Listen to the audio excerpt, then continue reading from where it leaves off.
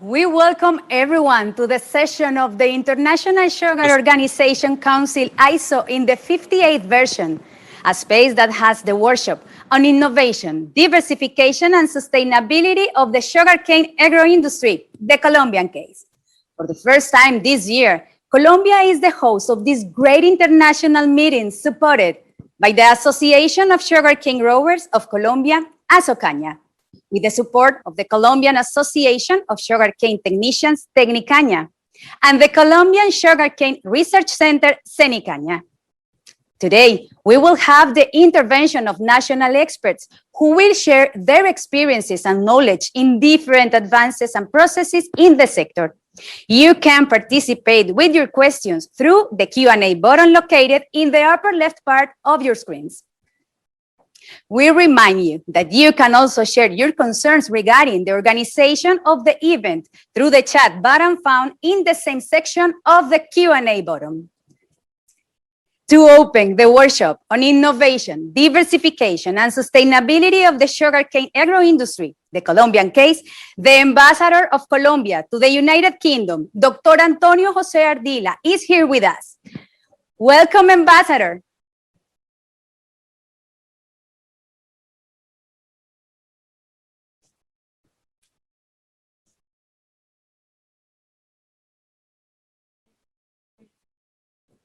Ambassador, we can't hear you.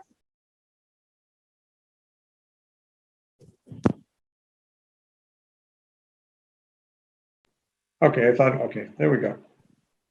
Can you hear me now? Yes. Good. Go ahead. Thank you, Sonia. Okay, Ambassador, welcome. It is with great pleasure that I welcome you today to the 58th session of the Council of the International Sugar Organization, which originates in Cali, Colombia. I would like to begin by expressing my gratitude to the member countries of the ISO, our distinguished speakers, and all special guests from the sector on joining us for this special summit.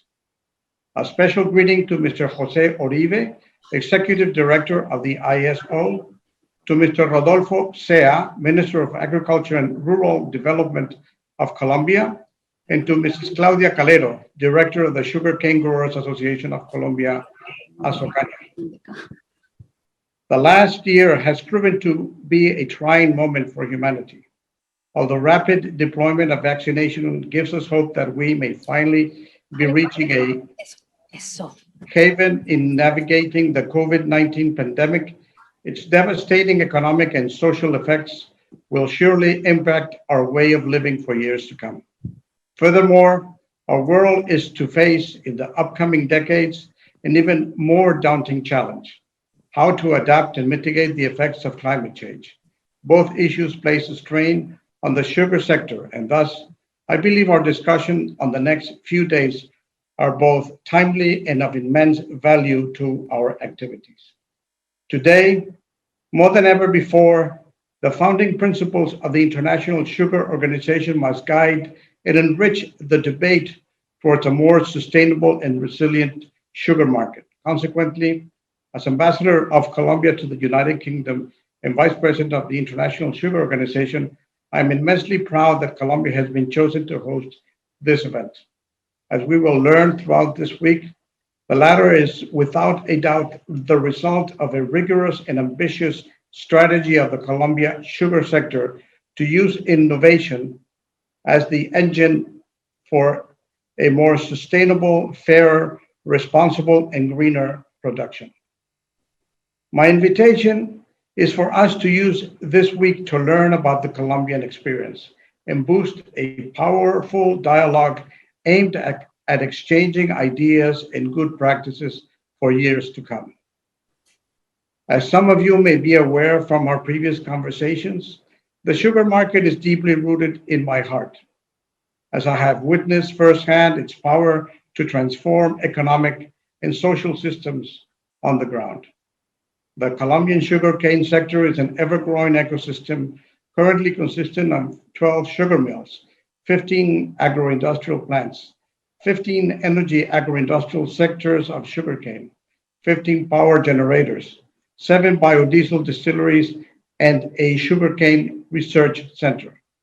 It has been able to maintain normal economic activity throughout the COVID-19 pandemic and will play an important role in the restart of the Colombian economy. This infrastructure has positioned the sector as a key player in Colombia's national and regional economy. As of 2020, sugarcane production in our country represented 3.7% of the agricultural GDP and 31.4% of the Valle del Cauca region's GDP. Furthermore, throughout 51 municipalities and 5 departments, the sector currently generates more than 290,000 direct and indirect jobs. The cultivated area comes to 242,000 hectares, and it has 2,750 sugarcane growers, making it the most important agro-industrial cluster in the country. The diversity of products that are generated from sugarcane is a key factor in the sustainability of our agro-industry. Annually, 6 million tons of bagasse are produced for the production of paper, electricity, and electric energy, 2 million tons of sugar, 420 million liters of ethanol, in addition to 1.7 gigawatts per hour of electricity generation. In addition to that, 174,000 tons of melasse are the output of our industry. This has been possible thanks to the investment made in research and development at Cenicanya, which has taken Colombia to be the country with the highest productivity in the world in tons of sugar per hectare. Despite cutting-edge infrastructure and solid economic and social indicators, I believe the true added value of Colombia's sugarcane sector lies on its commitments towards social and environmental responsibility, which is underpinned by a true sense of partnership and cooperation amongst different stakeholders. Throughout the various sessions, we will hear about programs like La Caña Nos Une, aiming to provide communities with health and leisure services, the Sugar Education Network, which has trained more than 60,000 people across the supply chain, and family well-being, supporting employees with intrafamily violence. Likewise, our Colombian experts will highlight how, through research and innovation, we have fostered circular economy programs like Water Fund for Life, restoring 26 basins in 3 different departments. We have carefully curated the agenda for the upcoming days, thinking of highlighting some of the initiatives I mentioned above, but bearing in mind that each and every one of the member countries arrive with ideas to enrich the debate. Thus, each one of the sessions will have an allocated time to open the discussion to exchange such experiences, aiming to finish the week with a true comprehensive approach that will provide key insights on how to navigate the challenges of the sector, improve our standards of quality and service, and foster the well-being of the communities in which we operate. Before I close my opening remarks, I wanted to express our heartfelt gratitude to all the organizers and sponsors of this event. Your hard work and generosity made it possible for us to meet today and highlight Colombia's role as a benchmark for the world and the industry. I sincerely hope you enjoy the comprehensive program we have set up for you, and that you approach every session with ideas and comments for our panelists. Without further ado, I hereby officially inaugurate the 58th session of the Council of the International Sugar Organization. Thank you, and once again, and a warm welcome to each and every one of you.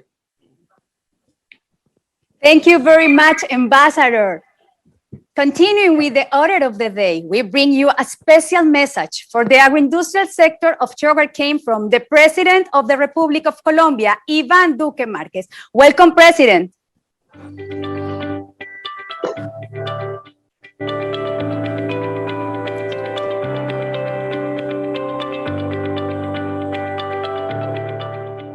Quiero enviarle un saludo a José Oribe, director ejecutivo de la Organización Internacional de la I want to send a special greeting to the Dr. Ardila, President of the Council of this organization in representation of Colombia. We have the honor of organizing this International Sugar Organization Council session which has a participation of 80% of the worldwide production and 80% of global consumption. Also, it concentrates 97% of all exports and 38% of imports. For Colombia, the sugar sector is a very important one.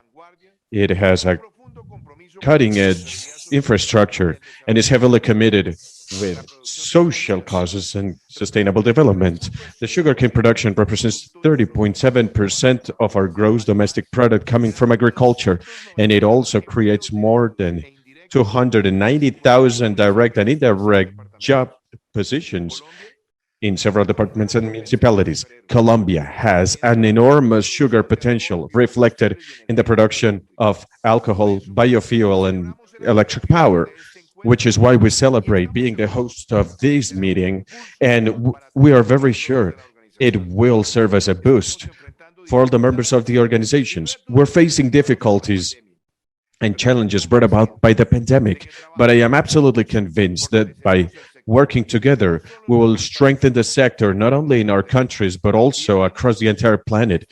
Welcome to this new session of the International Sugar Organization Council. Thank you very much, everyone, for participating.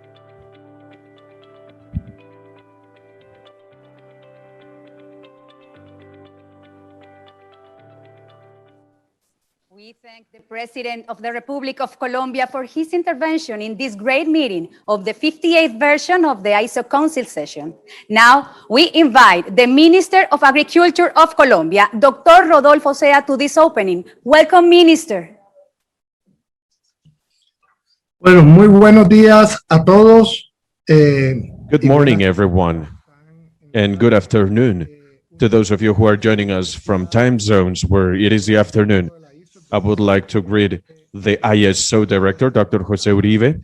I would also like to greet and thank for the opportunity Dr. Jose Avila, Dr. Miguel Angel Lopez, and my warmest greetings to Dr. Mariana Calero from Fedecaña. Today, I would like to start out by letting you know that I am thrilled to be part of the 58th session of the Council of the International Sugar Organization. This is an intergovernmental organization tasked with improving the global conditions of the sugar market through debate, analysis, study, and workshops, gathering 81 nations representing 82% of the global production. Also, I'm really thrilled that for the first time our country gets to host this council session.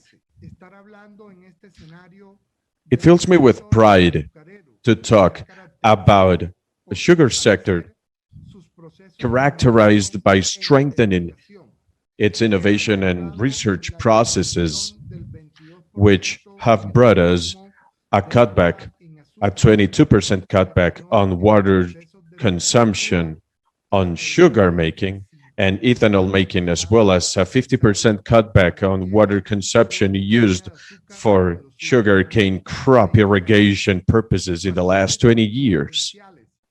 These are differentiating factors of our productions, and it is a reflection of the interest of the sector in highlighting its sustainability and to uphold the premise of conservation while producing and producing while conserving. When it comes to global productivity, we have more than 14 tons of sugar per hectare per year. And that means that the environmentally sustainable technologies for sugar production, ethanol production, and electric power production, and other added value products from agricultural crop natural waste all come together to make a sugarcane sector a resilient sector. This sector, despite the pandemic conditions in 2020, which we are still feeling this year, although we are headed for a reactivation of the sector, has contributed to the Colombian economy so that we can see growth. The agricultural sector, the fish farms in 2020 saw a growth of 22.6%, which shows how dynamic the fish farming and agricultural sector in Colombia is growing and thriving, and we continue to be the driver of the Colombian economy. We have seen these reflected on what happened during the first quarter of this year, where we saw a 3.3% growth, as well as total exports growing compared to last year at a 21% rate. Now, going back to sugar, we can safely say that sugar production has gone up 0.6% for a total of 22 million tons at a global level. And the molasses production grew at a 21%, getting approximately to 160,000 tons.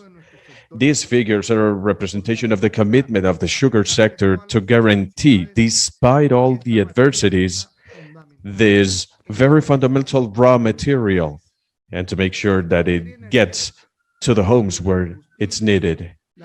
Regarding biofuel, carbureting alcohol went down at a rate of 5% as a result of mobility restrictions to offset COVID-19 propagation and to keep hospitals from collapsing. We had a year of pandemic where we saw mobility restrictions, and due to strict confinement measures decreed to preserve the life and the health of Colombians, and this caused carbureting alcohol to diminish in its use. We've also had a social commitment, especially when it comes to productive chaining between the industry and sugar growers. During this health emergency, sugar mills donated more than 395,000 liters of alcohol for hospital use to 9 departments: Valle del Cauca, Cauca, Cundinamarca, Caldas, Quindío, Risaralda, Chocó, Nariño, and also our capital city, Bogotá. Also, some of this alcohol was donated to the military forces and law enforcement organizations, as well as sugar, to be delivered to vulnerable homes in Valle del Cauca department. Despite the economic impacts, our sector kept 286,000 jobs, both direct and indirect, resulting from the sugarcane industry, whereas permanent employment created by the national industry went down at a 2.6% rate. When it comes to panela and sugar production, it went up 2%, offsetting the 2.9% diminishing on real wages for permanent jobs on sugar and panela production. And it went up 7.5%, according to DANE figures. Additionally, and supporting its commitment to the environment and circular economy, industrial production generated from sugarcane waste biomass bagasse 2.1 gigawatts of electrical power, enough to supply a city the size of Cartagena for a year, and it saw a growth of 33.3% when compared to 2019. We sold the exceeding production to the interconnected national system at a rate of 310 gigawatts, with more than 500,000 inhabitants, which represented a 3.4% growth rate. I think we lost the camera. Please turn on the camera.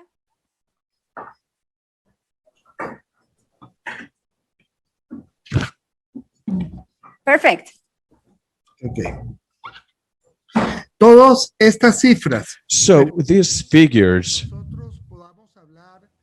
allow us to talk about a sector, a sugar sector that goes from growing to agribusiness. It all has seen great diversification. Today we have molasses, we have panela, we have sugar, also in different versions. We have white sugar, we have brown sugar, and we also have alcohol production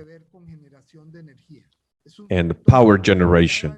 This is a sector that walks towards environmental sustainability every day, also as a result of its social efforts with a big commitment towards the territory and the locations where this industry thrives. We are therefore very happy to be here in this very important event. The sugarcane sector is an economic sector which in Colombia is one of the leading sectors. And we know that the commitment from this industry towards the national government is a very important one. And it allows us to be leaders and to continue to have a fishery, fish farms, and agricultural sector to continue driving the Colombian economy and to maintain its growth, even despite the difficulties that our country is going through. Thank you very much. These are my greeting words to all of you. Now we continue with the introduction to the international workshop of this great meeting, ISO Colombia 2021. For this, we are accompanied by the Executive Director of the International Sugar Organization, who will be today as moderator of this great meeting, Dr. Jose Uribe. Welcome. Thank you very much, Sonia. It is a pleasure to join you all today for this, the opening of the international workshop at our Colombia mid-year meeting.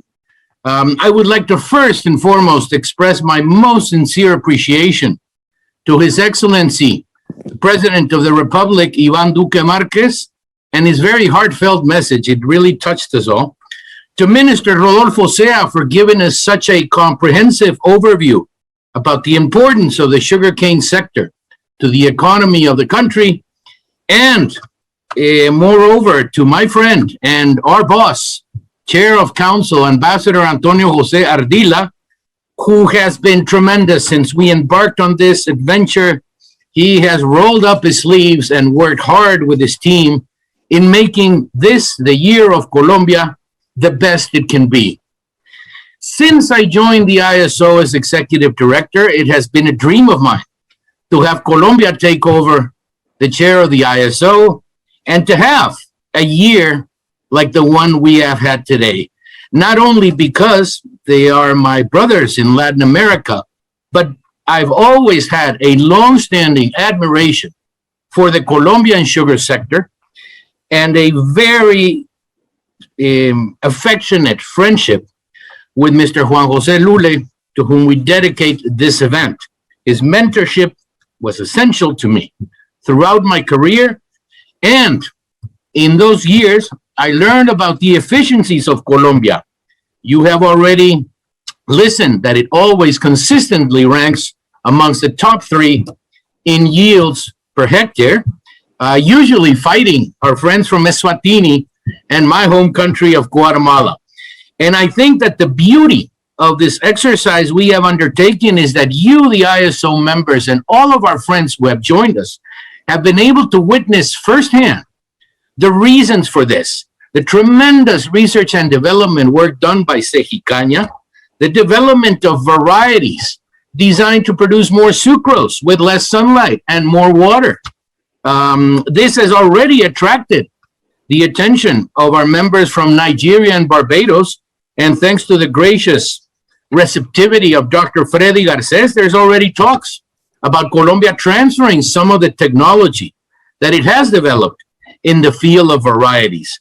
We have seen the tremendous technical acumen that Colombians had. It works like a well-tuned clock. The throughput between field and factory is impeccable. And I was particularly grateful for all the mills in the sector and members of Azocaña. And thank you to Claudia Calero and her team for putting this together so you could see firsthand what do the mills do. The first class use and optimization of energy, the treatment of water. There are mills that don't even touch a river right now. It's all recycled in sedimentation lagoons. And the use of water in general throughout the Cauca Valley sets an example worldwide. We must take seriously the stewardship of Mother Earth. And I think Colombia gives a new meaning in its work of sustainability, of working with communities in a true partnership, in a true participatory growth. Because after all, if we have a future, it's for all of us to join hands together, move forward with hard work, dedication, and enthusiasm. This is precisely the reason why we structured the program during this 2021, leading off with the Zooms. Actually, it was Freddy Garces back in 2020 who set the pace with his excellent and thought-provoking conference of Cenicaña. But our work with Ambassador Ardila, the organizing committee, has been to pave the way to show you, give you a little taste, month by month, of what Colombia has to offer. And today, we are home. We are en el corazón de azúcar, which I think should become the new motto of the ISO. We will negotiate authors' rights with our friends in Azocaña because it really conveys what we are all about. We are an efficient sector. We are a sector that contributes to sustainable development. We are a sector that contributes to human development. We are about people. And I think that you, like I, became contagious with the energy and the enthusiasm of the people that we saw in all the videos. True, we would have loved to have been there live. And my Colombian friends, rest assured that if I have a say, we will re-elect Colombia down in the future so we can come and witness with our own two eyes the magic that you produce. Before turning it back to Sonia, I would like to express my sincere thank you to Claudia and her team in Azocaña, to Marta at the team at Tecnicaña, and to everyone at Cenicaña and all the other people that came together, our friends at the platform, Sirley, Carelli. You have worked your tail off, and it is paying off because this event is first class in its appearance, in its content, and we hope that all ISO members and friends will derive significant value added in the next couple of days. And as Ambassador Ardila say, go away with having learned something with greater enthusiasm about doing things right. So, with that, Corazón de Azúcar, gracias. Take it away, Sonia. Sugar Heart, thank you. Jose, thank you very much. Now we invite again the ambassador to the tribute.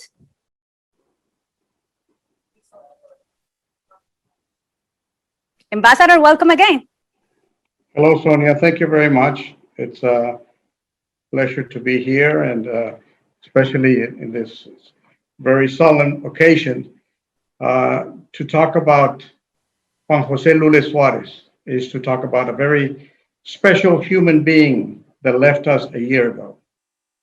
His departure leaves a great void, not only in our family, but in the sugar industry. To pay tribute to him at this event of the International Sugar Organization, hosted for the first time in Colombia, is to express to him and his family, Margarita Cabal, his wife, and their children, Andres Felipe and Maria Alejandra, and their grandchildren, the greatest feeling of gratitude and admiration for the great legacy he has left us.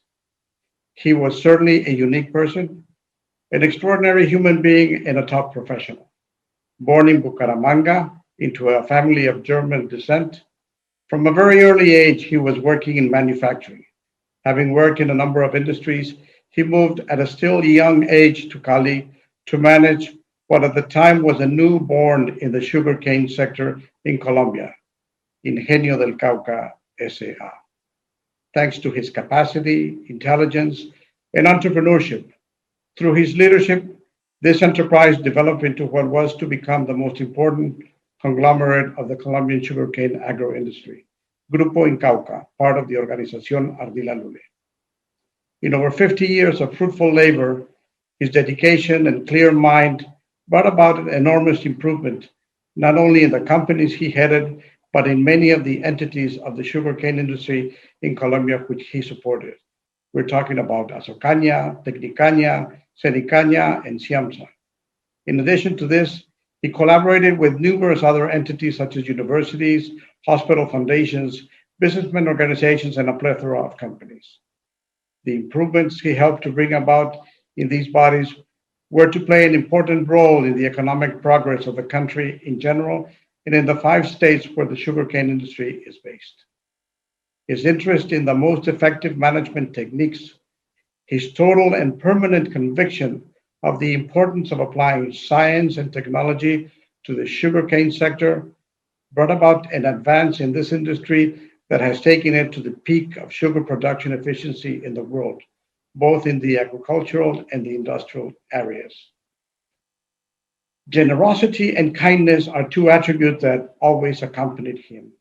In his personal life and in his professional activities, they always came through and were an integral part of his decisions. In his lifetime, he was honored with many accolades given to him by public and private entities. But the one thing that put him at a special level was his ability to understand people. He knew how to motivate them and with them create the best working team possible. And he did this in every entity he took part in. His desire to collaborate and give support brought him many times to participate in ISO activities, always providing his input in the search for better decisions and better outcomes. His spirit lives on in many of the lives he touched. I am very fortunate to be one of them. Many of the things I learned from him, I practice in my daily life.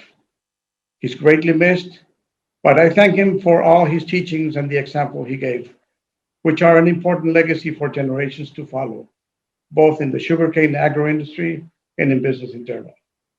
Thank you very much.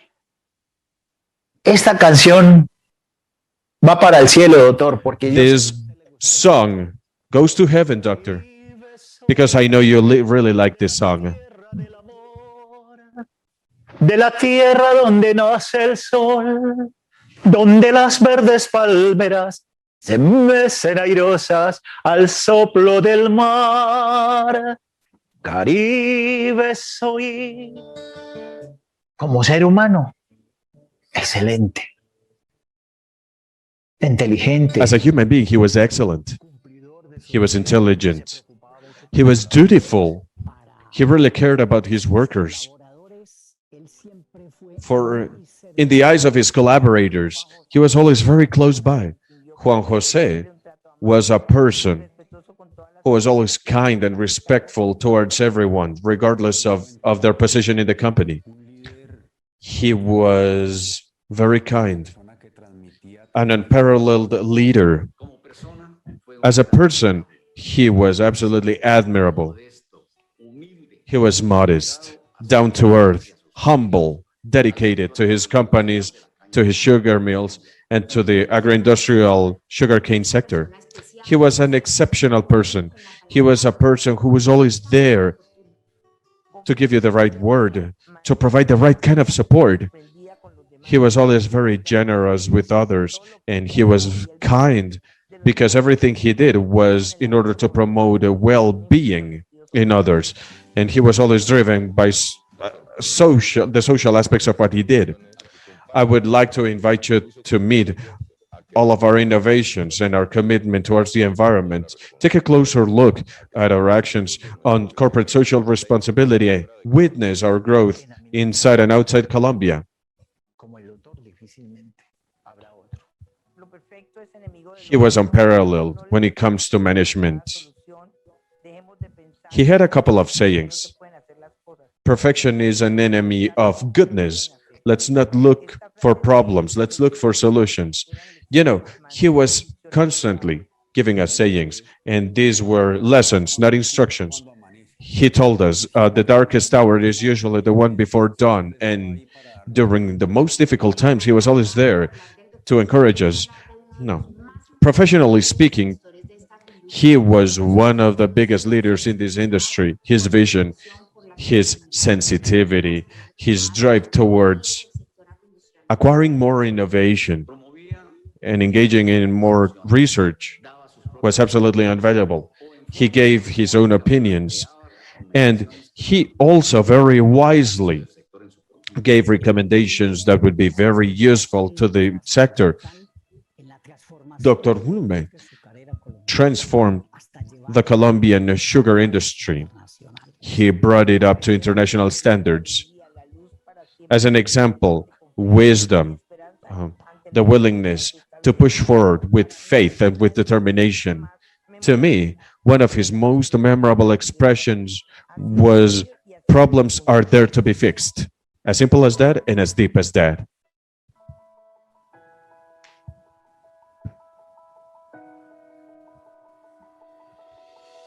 I would like to invite you all on a journey towards the Ardila industrial mill sector. And I would also like to encourage you to take a look at the driving force behind this industry, the people. These people who are kept alive by a sugar heart. I would like to tell you a little bit about Juan Jose's family life. Between me and him, his wife, we built a solid marriage. Juan Jose was an extraordinary man, brilliant, humble, and generous, and there will be no other like him.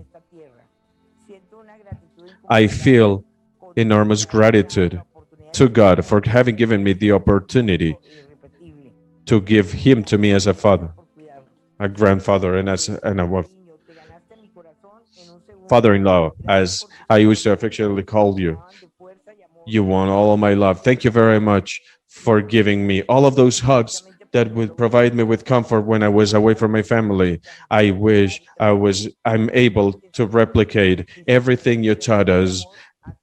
I feel enormous gratitude and love, and this will be everlasting. To all of us, he became a friend, a master, a counselor, and oftentimes he was our confidant. He was a great leader and a great visionary in the sugarcane industry for many years. Dr. Juan, as we used to call you, may you rest in peace in the grace of the Lord. He actually stood out because of his humbleness and his brilliance, and it was truly a privilege to have met him. You will always be in our hearts, Dr. Lule. That was Juan Jose Lule, which is why we remember him and we love him. So may God receive him up in heaven. I know he's looking down on us, and someday we'll get together again.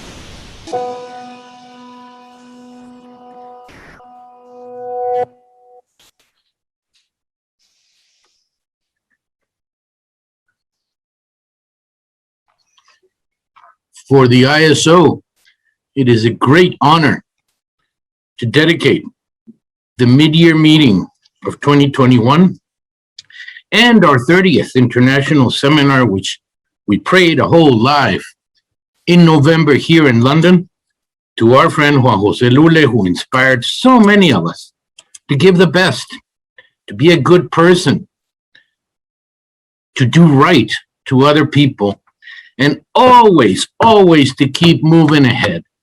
He has set the pace for many generations to come. His leadership, his example will remain with us, and his friendship, as Claudia says, will always be deep in our heart. So it is with great enthusiasm and based on the memory of Juan Jose that I am pleased this morning to commence with our international workshop. This year, with our friends from Colombia, we have put together a sequence of presentations that is cleverly ordered from macro to specific. We're going to go down, up and down the ladder of abstraction to bring you the key elements of what makes Colombian sugar tick. You know, how have they diversified? Why did they decide to do so? How do they continue to balance the output of their cane and to prioritize the destinations of the end products? And for that, I couldn't be happier as executive director of the ISO to begin with a conference that will frame for you the developments and diversification of the agro-industrial sector in Colombia, covering sugar, ethanol, and energy. And for that, we have the privilege of counting with us Dr. Nicolás Gil. He is the director of the program of factory processes at Cenicanya. He's a chemical engineer. He has his PhD in engineering and will set the stage for us today. Before I turn it over to Dr. Gil, I would remind participants that you can chat, you can file your questions and answers through the feature that you have in the platform. I will personally take care of them, and we will make sure that they will be addressed in due course by Dr. Gil. Any and all questions that become too technical or are specific, we encourage you to send us an email and we will get to it as soon as possible. The idea is to establish a fertile give and take and exchange between the international sugar family, in this case, spearheaded by Colombia. Welcome, Dr. Gil. Thank you for joining us today. The floor is yours, sir. Thank you, Jose, for your introduction. Good morning and good afternoon, and thank you very much for the invitation to participate in this event of the ASO. I feel very grateful and honored to have the opportunity to present to you the advances in diversification in matters of sugar, energy, ethanol, and future developments and what we have done in Cenicanya with the support of sugar mills and cane growers.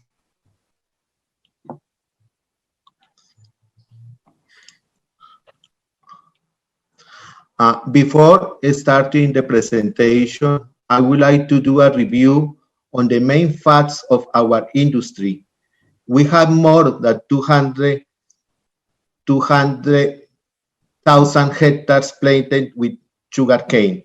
There are 14 sugarcane mills and more than 2,750 cane growers.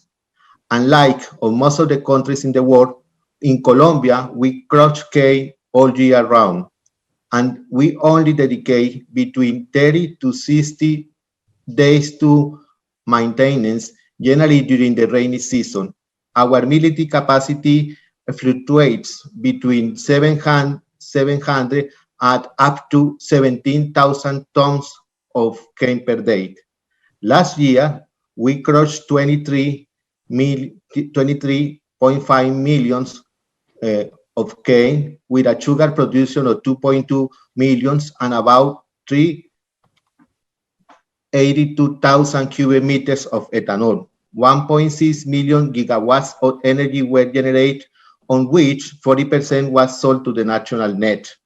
The main byproducts are filtered cane, bagasse, final molasses, and the green harvesting residues. One of the three research programs in Cenicanya is the Factory Processes Program, where we had 4 research areas: sugar, energy, diversification, that allows to generate projects to meet the needs and contribute to improving productivity and sustainability of the agro-industrial sector. In the sugar area, we work to reduce sucrose losses, improve the quality of intermediate and final products, and in automatic control and process stability. This activity is shared with the energy area, in which we work to improve the efficiency in the generation and use of thermal and electrical energy, and improving efficiency in the ethanol production.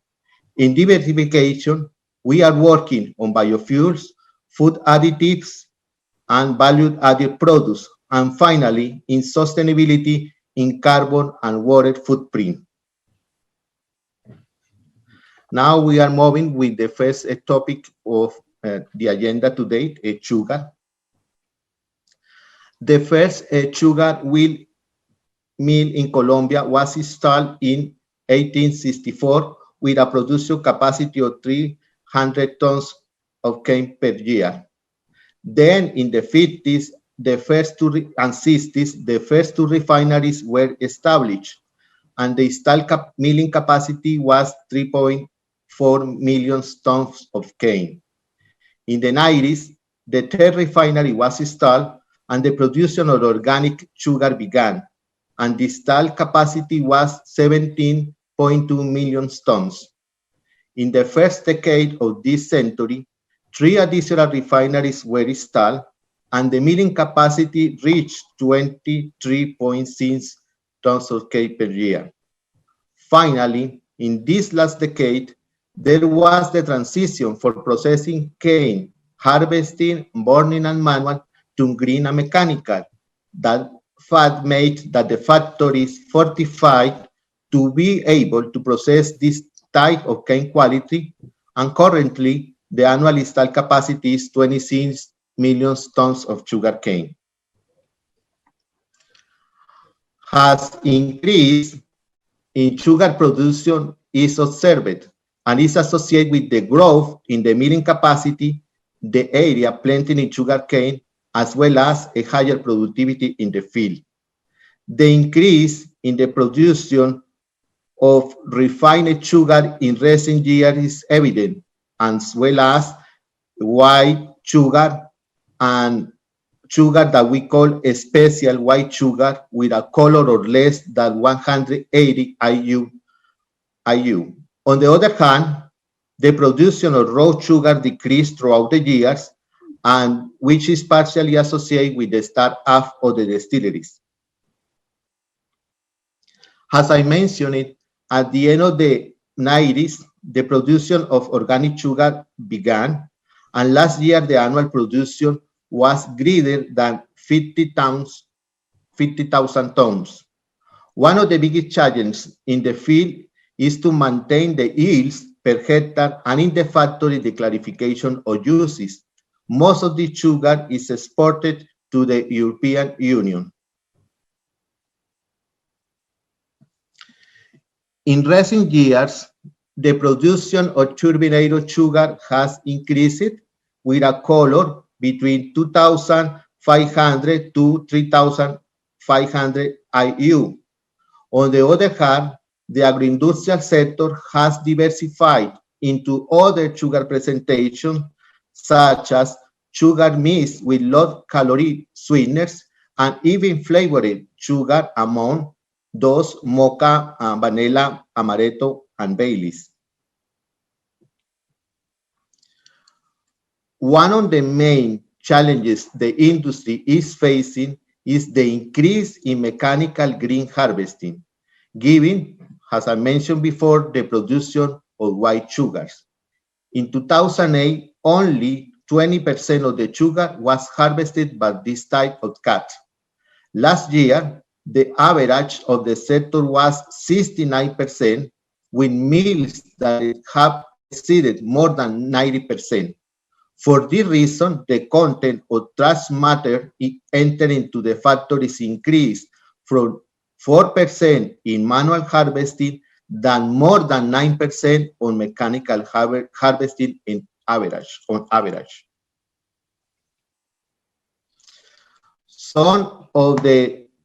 To respond to this challenge and market demands, the sugar mills had made changes in technology and operation practice that had led to a reduction in resident time of unit operation, as well as a greater stability in operation conditions. On the other hand, due to the increase in the color of the juices from 8,000 IU to values between 16,000 and 23,000 IU, we have been searching in alternatives for color removal and the precipitation of the impurities. So far, we have been able to establish a relationship between the color of the sugar and the juice color of trace matter content in cane.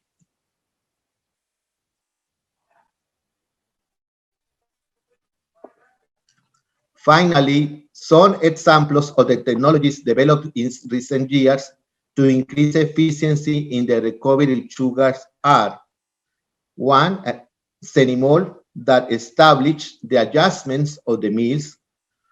Another, a strategy to control the feeding of cane to the first mill for either manual or mechanical cane. And the last one, a torque control strategy for intermediate mills. These tools have increased the efficiency of the extraction of sugars and decreased the moisture of the bagasse. Moving of the ethanol topic, Law 693 of 2001 authorized private companies to produce fuel ethanol. Between 2005 and 2006, 5 distilleries start with an installed capacity of 1 million liters per day, which increased to 1.2 million liters in 2011. In 2016, the 6th distillery started, and in 2018, a 7th in the eastern part of Colombia. Currently, the installed capacity is 2 million liters of ethanol per day. 5 of the 7 distilleries have continuous fermentation. The raw material in continuous fermentation is bee molasses, and in batch fermentation, juices and bee molasses. The fermentation efficiency is between 88 to 93%. Molecular sieves are used for the dehydration of ethanol, and the overall efficiency is between 90 to 92%. In distilleries with continuous fermentation, between 40 to 60% of the distillate is recirculated as part of the disposal process. The remaining distillate is concentrated to be used as fertilizer or in compost plants.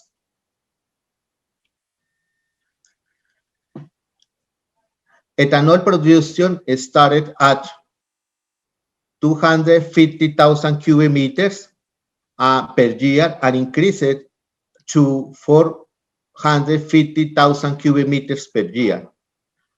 It is used for blending between 8 to 10% volume by volume with gasoline.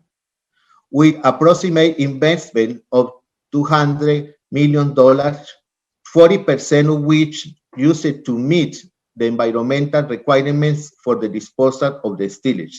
We produce between 1.8 to 3 liters of vinage with 30% solids per liter of ethanol. Of the 3 processes in the distilleries, fermentation, distillation, and the dehydration, the fermentation efficiency is the one that still has a possibility of improvement. The fermentable sugar losses are between 7 to 12%, associated with operational conditions, physico-chemical parameters, and from the point of view of microbiology, the performance of the yeast and the contamination with bacteria. we have identified what happens with the fermentable sugars that are lost in the fermentation. Part of losses is associated with the formation of biomass, glycerol, and succinic acid. The latter two are characteristics of the yeast metabolisms but can be increased under stress conditions. Other sugar losses are related with the formation of lactic acid, acetic acid, and propionic acid due to microbial contamination in raw materials, and other due to residual fermentable sugar after fermentation. What we are doing with this information is that by knowing the type of microorganisms, we can take alternatives for the mitigation and for this way increase the fermentation efficiency.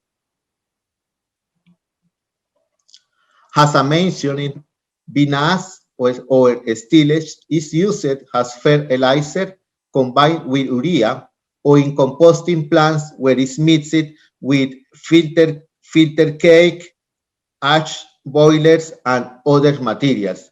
On average, we produce 20 kilograms of vinasse per ton of cane. We also use green harvested residue as composted materials. Composting time fluctuates between 70 and 90 days. Potassium is one of the main compounds of vinasse, and with the nitrogen present in the filter cake, a fertilizer is made that helps with the recuperation of the nutrients into the soil. In this figure, you can see the composting plants and the process to produce during the time that I mentioned before. One distillery produces powdered vinasse, around 3 kilograms of vinasse per ton of cane. 1 ton of dry vinasse can replace 0.3 tons of potassium chloride. A part of the potassium chloride applied in the fields has already been replaced by compost or dry vinasse. This is one of the steps that we are taking towards a circular economy. Since 2017, we have been conducting the greenhouse gas inventory and verifying the Law 1962 of the Ministry of the Environmental is being complied with, as can be seen in the graph that shows the average values and the maximum and minimum values. The limit established by the resolution has always been met. For instance, last year was the inventory was 569 kilograms of CO2 equivalent for cubic meter and ethanol, and the resolution limit said 817. This is a very complete inventory that involves all field and factory operation with detailed data for each of the mill. The values in some cases are like those reported by Brazil and are very low compared to the values reported by corn of ethanol, made of ethanol. Continuing with the agenda of this presentation, we are going to discuss topics related with energy.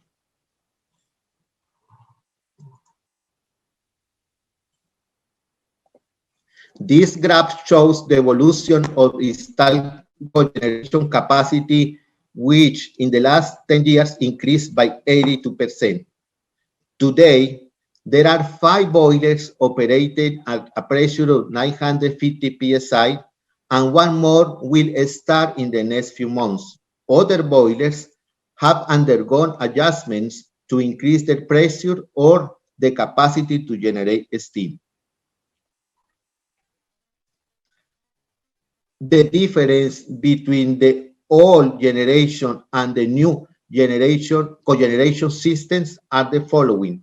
The boiler efficiency increased from 60 to 70%.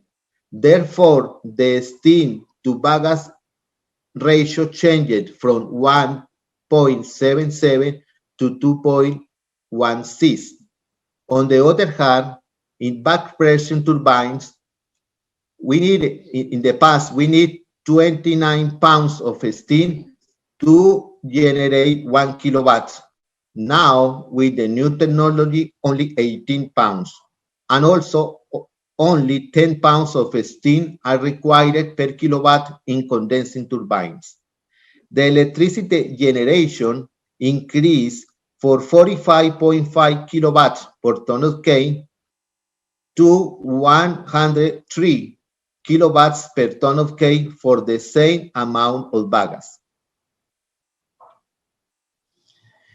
In recent years, the total annual electricity generated has increased for 1,000 gigawatts to 1,500 gigawatts.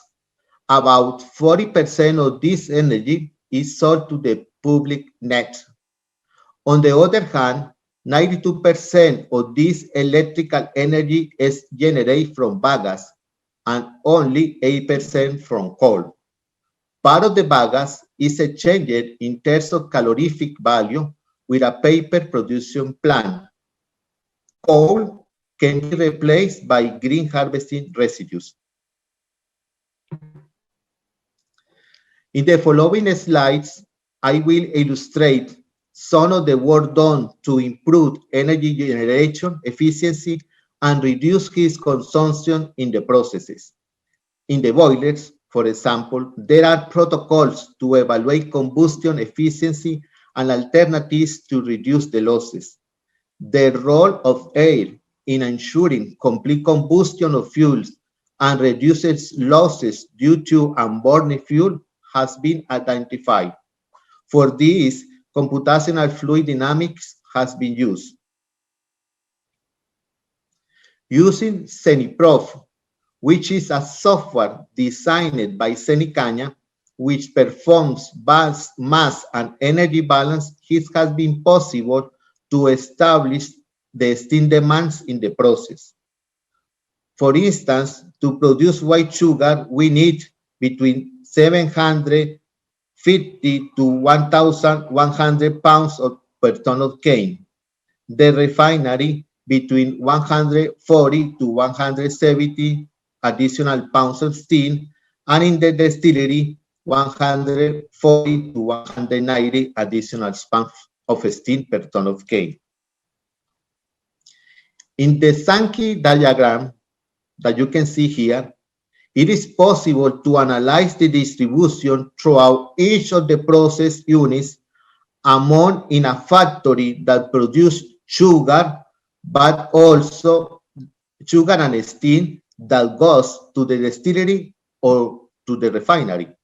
With this software, with CENIPROF, it is then possible to analyze where there are possibilities to reduce steam consumption, as well as when new technologies are incorporated to establish the benefits of these changes. On the other hand, the mills have acquired new technologies such as falling field evaporators and plate heat exchangers, both equipment with high heat transfer coefficients and which reduce steam consumption in the plant. Also, equipment such as multi-reboiler evaporators that increase the processing capacity. Finally, continuous vertical and horizontal vacuum pumps has been installed that allow the use of low pressure steam, facilitating energy integration. On the other hand, the transition has been made from steam turbine drives to electric motors in both shredders, knives, and mills, reducing energy consumption and facilitating controllability. Lastly, I am going to present some of the future developments. The green harvesting residues that are made up of tops green leaves and dry leaves, and on average, up to 185 kilograms of green harvesting residues can be produced for each ton of sugar cane. The estimated annual production of this material will be around 4.2 million tons on dry basis. 50% of this material is left in the field for conservation of organic matter, and another is not available due to high precipitation in the area where it is generated. We had available for use at least 1.8 million tons of this material. However, the use of these sources had great challenges. One of these is the logistical issue for the collection of this material, which has a low density, had 3 to 4 times lower than the density of sugar cane. And secondly, the content of inorganic materials such as soil and salts that could cause corrosion and incrustation in the boiler. It is important to mention that 2.2 tons of green harvesting residues, dry wastes, can be replaced 1 ton of coal.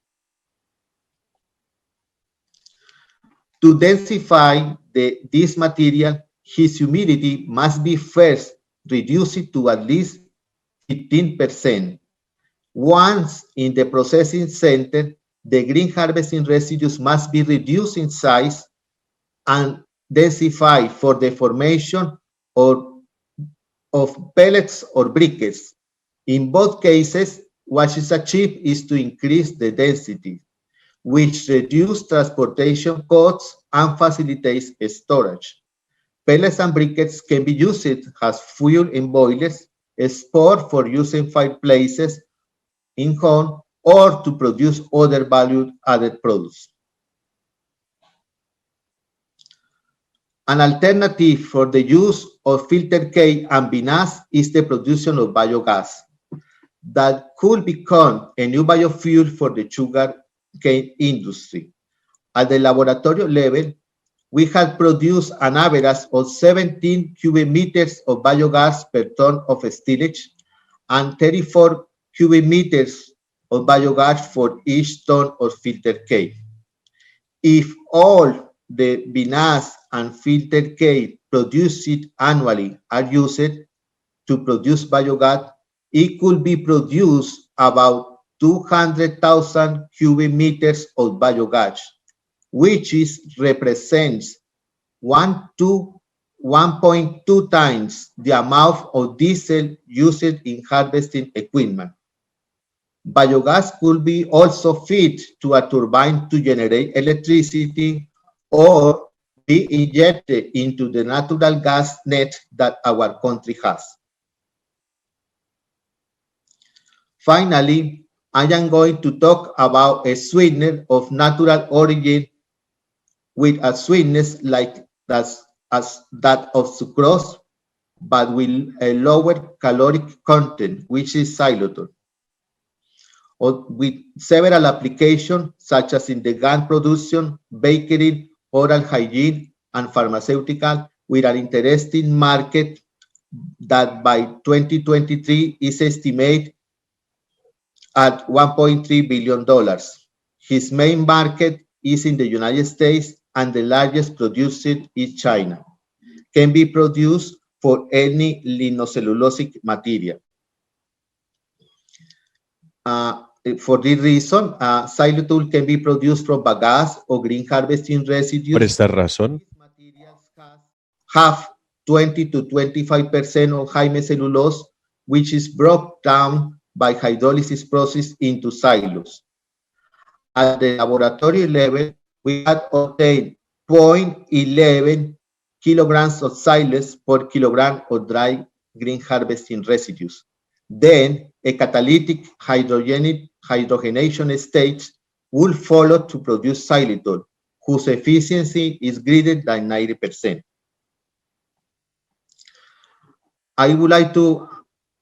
That is all that I wanted to present today. And I would like to acknowledgement to our donors, the Colombia sugarcane growers and sugarcane mills, as well as the technologies for the sector for their support and contribution to the processes of research, technological development, transfer, and innovation. Thank you. Thank you very much for your attention. If you have any questions, I will be available. Thank you very much, Nicolas, for that very comprehensive presentation. It had a unique flow to it. And I think you did a great job in covering the various facets that make sugarcane production in Colombia such a success. I have a couple of comments here. Some of them are related to your organic sugar, and some people congratulate Colombia for that growth that you illustrated in your graph. And there's a comment here that the European Union just published their import figures in one little block, in one little square, and Colombia is the leading supplier of organic sugar to the old continent here. So kudos for that. Good news. We have one specific question. It says, with the expansion of the production of ethanol, did Senicaña develop specific cane varieties designed for the production of ethanol and not per se for sugarcane production? Or did you use the same types and varieties?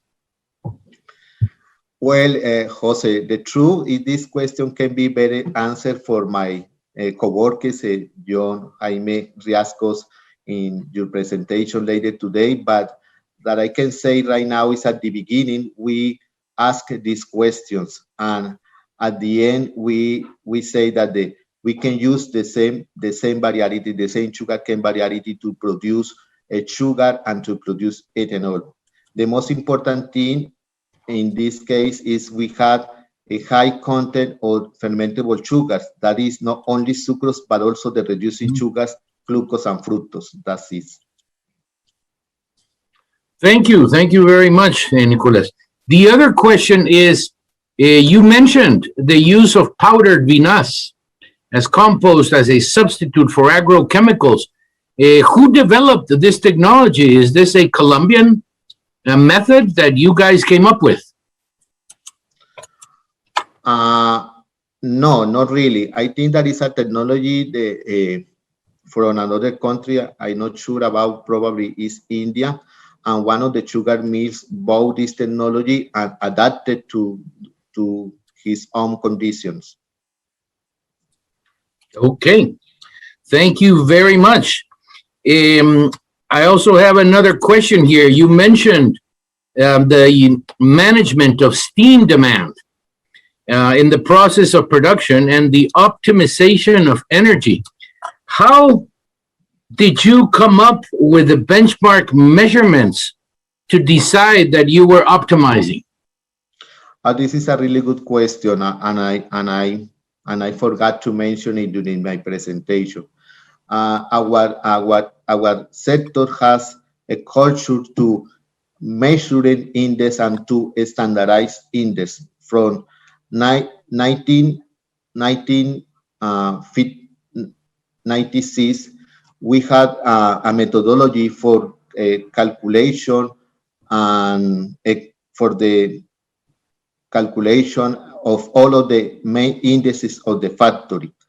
And we also, and this is agreement with the international other industries, so we can easily to benchmark and to see what is going on. For instance, we know that for very high efficiency steam demand in a sugar factory, the lowest value of steam demand is around 600 pounds of steam per ton of cane, but only to produce raw sugar. In our country, we produce white sugar in direct way. For this reason, the amount of the steam is a little higher.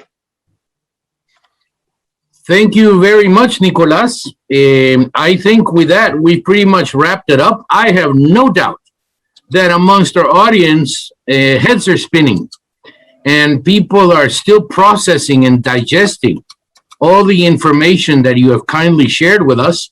So I would once again encourage all of our participants to send the questions. If you come up with something more detailed, something more technical, please send them our way. I'm sure Dr. Hill, Nicolas, and his team will gladly tackle them and provide you with comprehensive answers.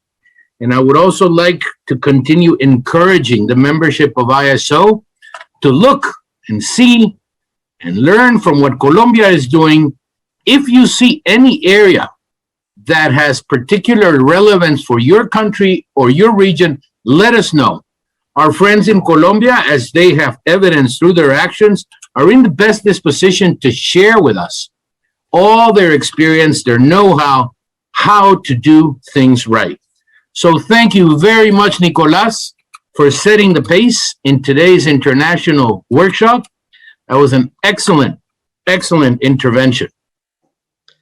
Thank you so much, Jose, for your words. I will glad to answer any question that the audience sent by email. Thank you. Thank you so much. Thanks again, Nicolas. And with that, we go back to Sonia. Thank you, Jose. We remind you that you can share your concerns regarding the organization of the event through the chat button found in the upper left part of your screens. And the questions for the speakers can be made through the Q&A button. We continue with the second lecture, Technological Developments in the Field and Harvest of the Agroindustrial Sugarcane Sector of Colombia by the Director of the Agronomy Program of the Colombian Sugarcane Research Center, CENICAña.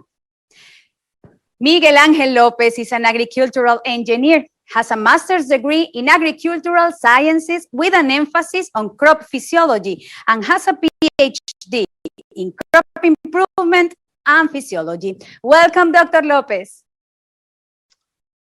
Thank you so much. Appreciate the invitation. This is a pleasure for me to take part of this event. And first of all, good morning, good evening, good afternoon for everyone.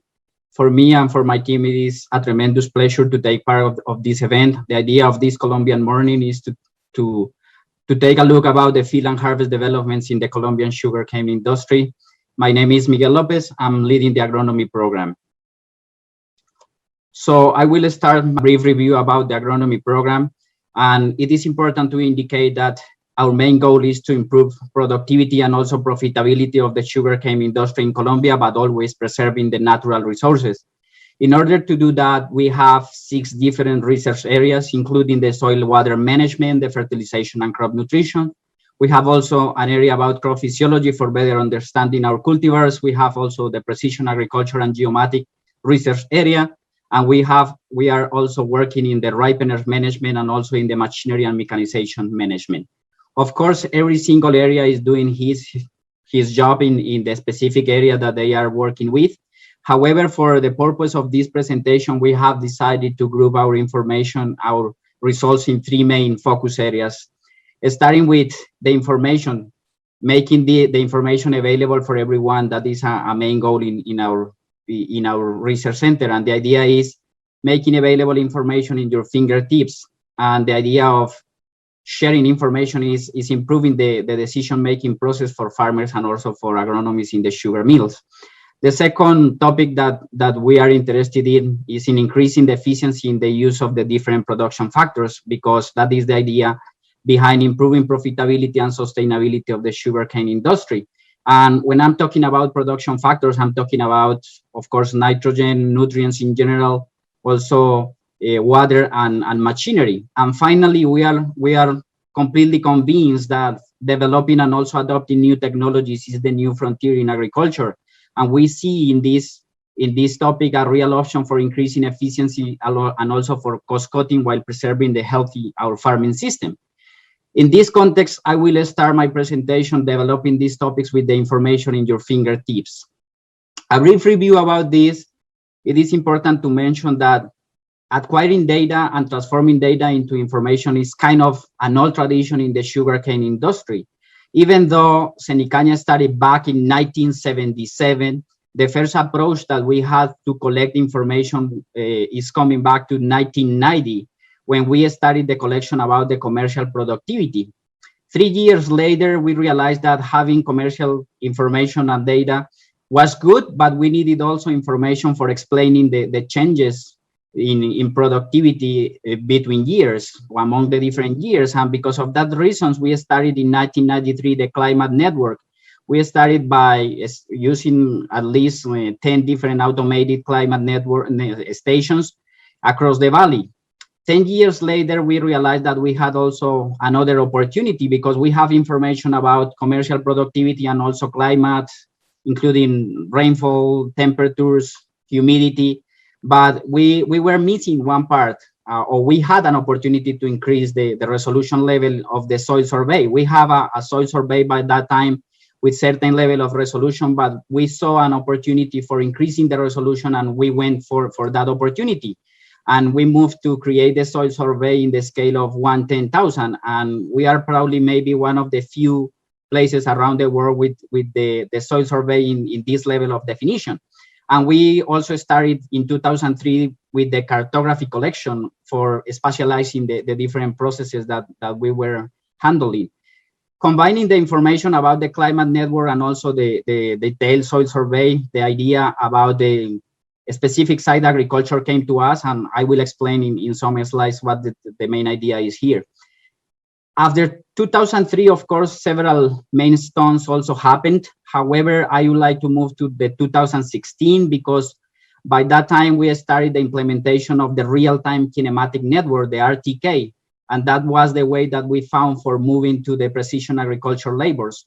And finally, in 2020, we also detected, while developing a new technology in the irrigation side, we detected an opportunity about creating a network for transmitting small packages of information from field to the offices in order to make better decisions. And we went for that option, and we started the implementation of the Internet of Things network that we call like IoT network.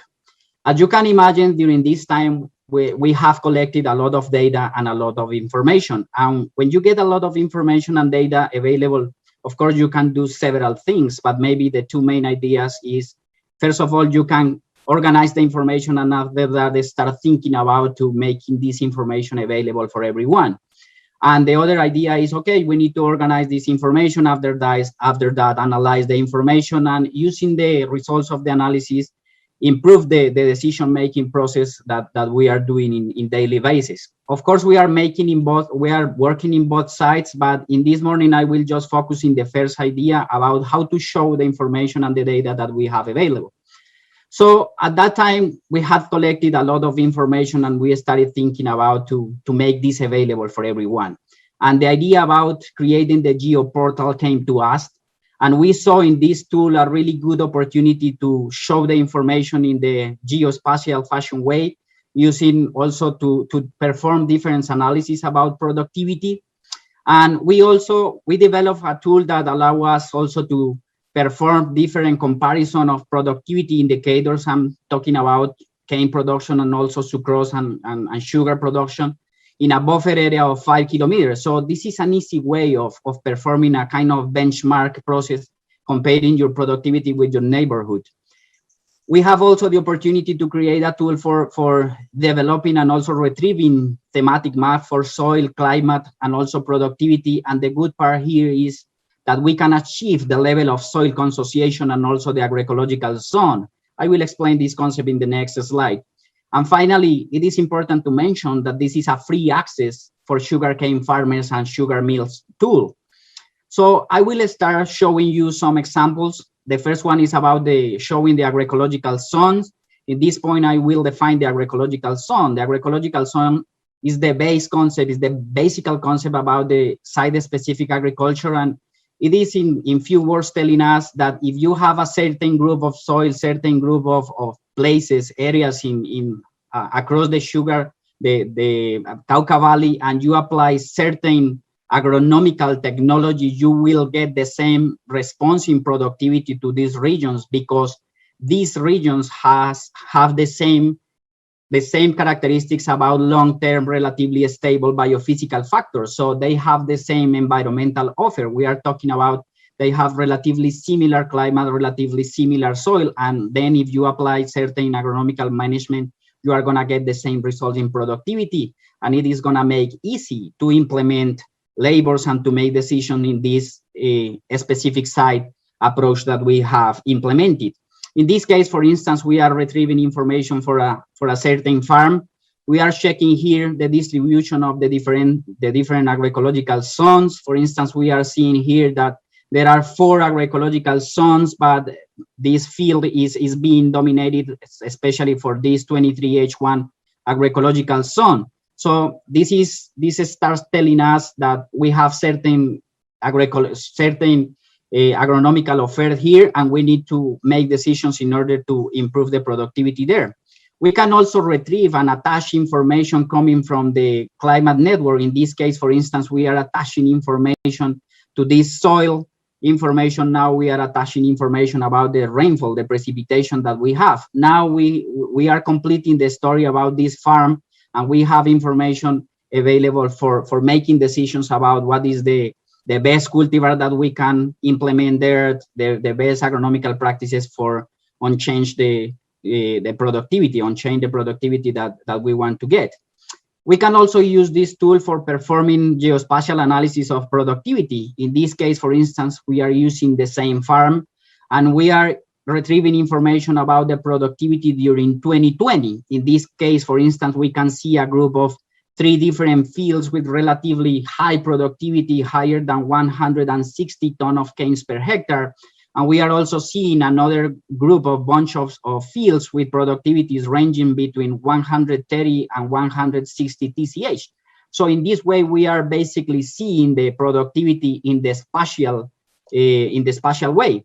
But if we select one of these fields in particular, we can also add other layer, and this layer is about the time context of the production. In this case, for instance, we selected the first field, and we are bringing information about the productivity evaluated in TCH. In this case, for instance, we are seeing productivity starting in 1997 and coming to 2021. So we are adding not just the spatial layer, but also the time layer. In this case, for instance, we can see that 2004 and also 2009 were extremely good years with productivity close to 200 TCH for this field in particular. And as I already said, comparing is not the main goal, but it is always good to have a reference point. And because of that reason, we have developed this tool for the comparison of the different productivity indicators. In this case, for instance, we have selected this field that you can see in the background, is the green in the background, and we have selected a buffer area. The selection is done with this button. In this case, we are selecting a buffer area of 1 kilometer. And the idea here is we are gonna compare our indicators with our neighbors in this region of 1 kilometer. The results that you can see using this geoportal are in this way. For instance, in this case, the 0, coordinate is indicating the productivity of the field that we are analyzing at this moment. And the software is telling us that in the 1 kilometer buffer area, we found 19 other fields. Yeah, and we are comparing the productivity of these 19 fields with the productivity of my own field. And the result says that 14 out of these 19 fields showed higher productivity for TCH, in average 24.8 higher than the field that I'm interested in. And in contrast, just 5 different fields showed productivity lower than the productivity that the field that I'm interested in. In this case, and in few words, this information is telling you, if you are the agronomist for this region, that maybe you still have opportunities to improve the productivity, because there are a bunch of fields surrounding you with higher productivity compared to your productivity. We have also the opportunity to retrieve also other layers in this geoportal, including the detailed soil survey, also the humidity groups, the homogeneous soil groups, the soil preparation groups. In this case, for instance, this map is showing us the same field, the same farm, and is suggesting us that maybe we need to implement two different styles of preparation or group of implements for doing the renewal process in this field. We have also information about soil permeability. Well, one concept that we use in Colombia is the LARA concept, which in translating is kind of easily available water for determining the water balance and trigger the irrigation. We have also productivity, as I already showed, and restriction zones and the current crop status, including the age of the crop that we are analyzing in this case.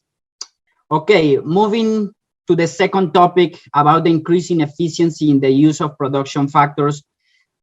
The concept behind this is the only way of increasing the productivity and increasing the efficiency in the different input factors is it starts if you really know the material, the cultivar that you have. In this order of ideas, we have recently started a new initiative that we call Substation of Research.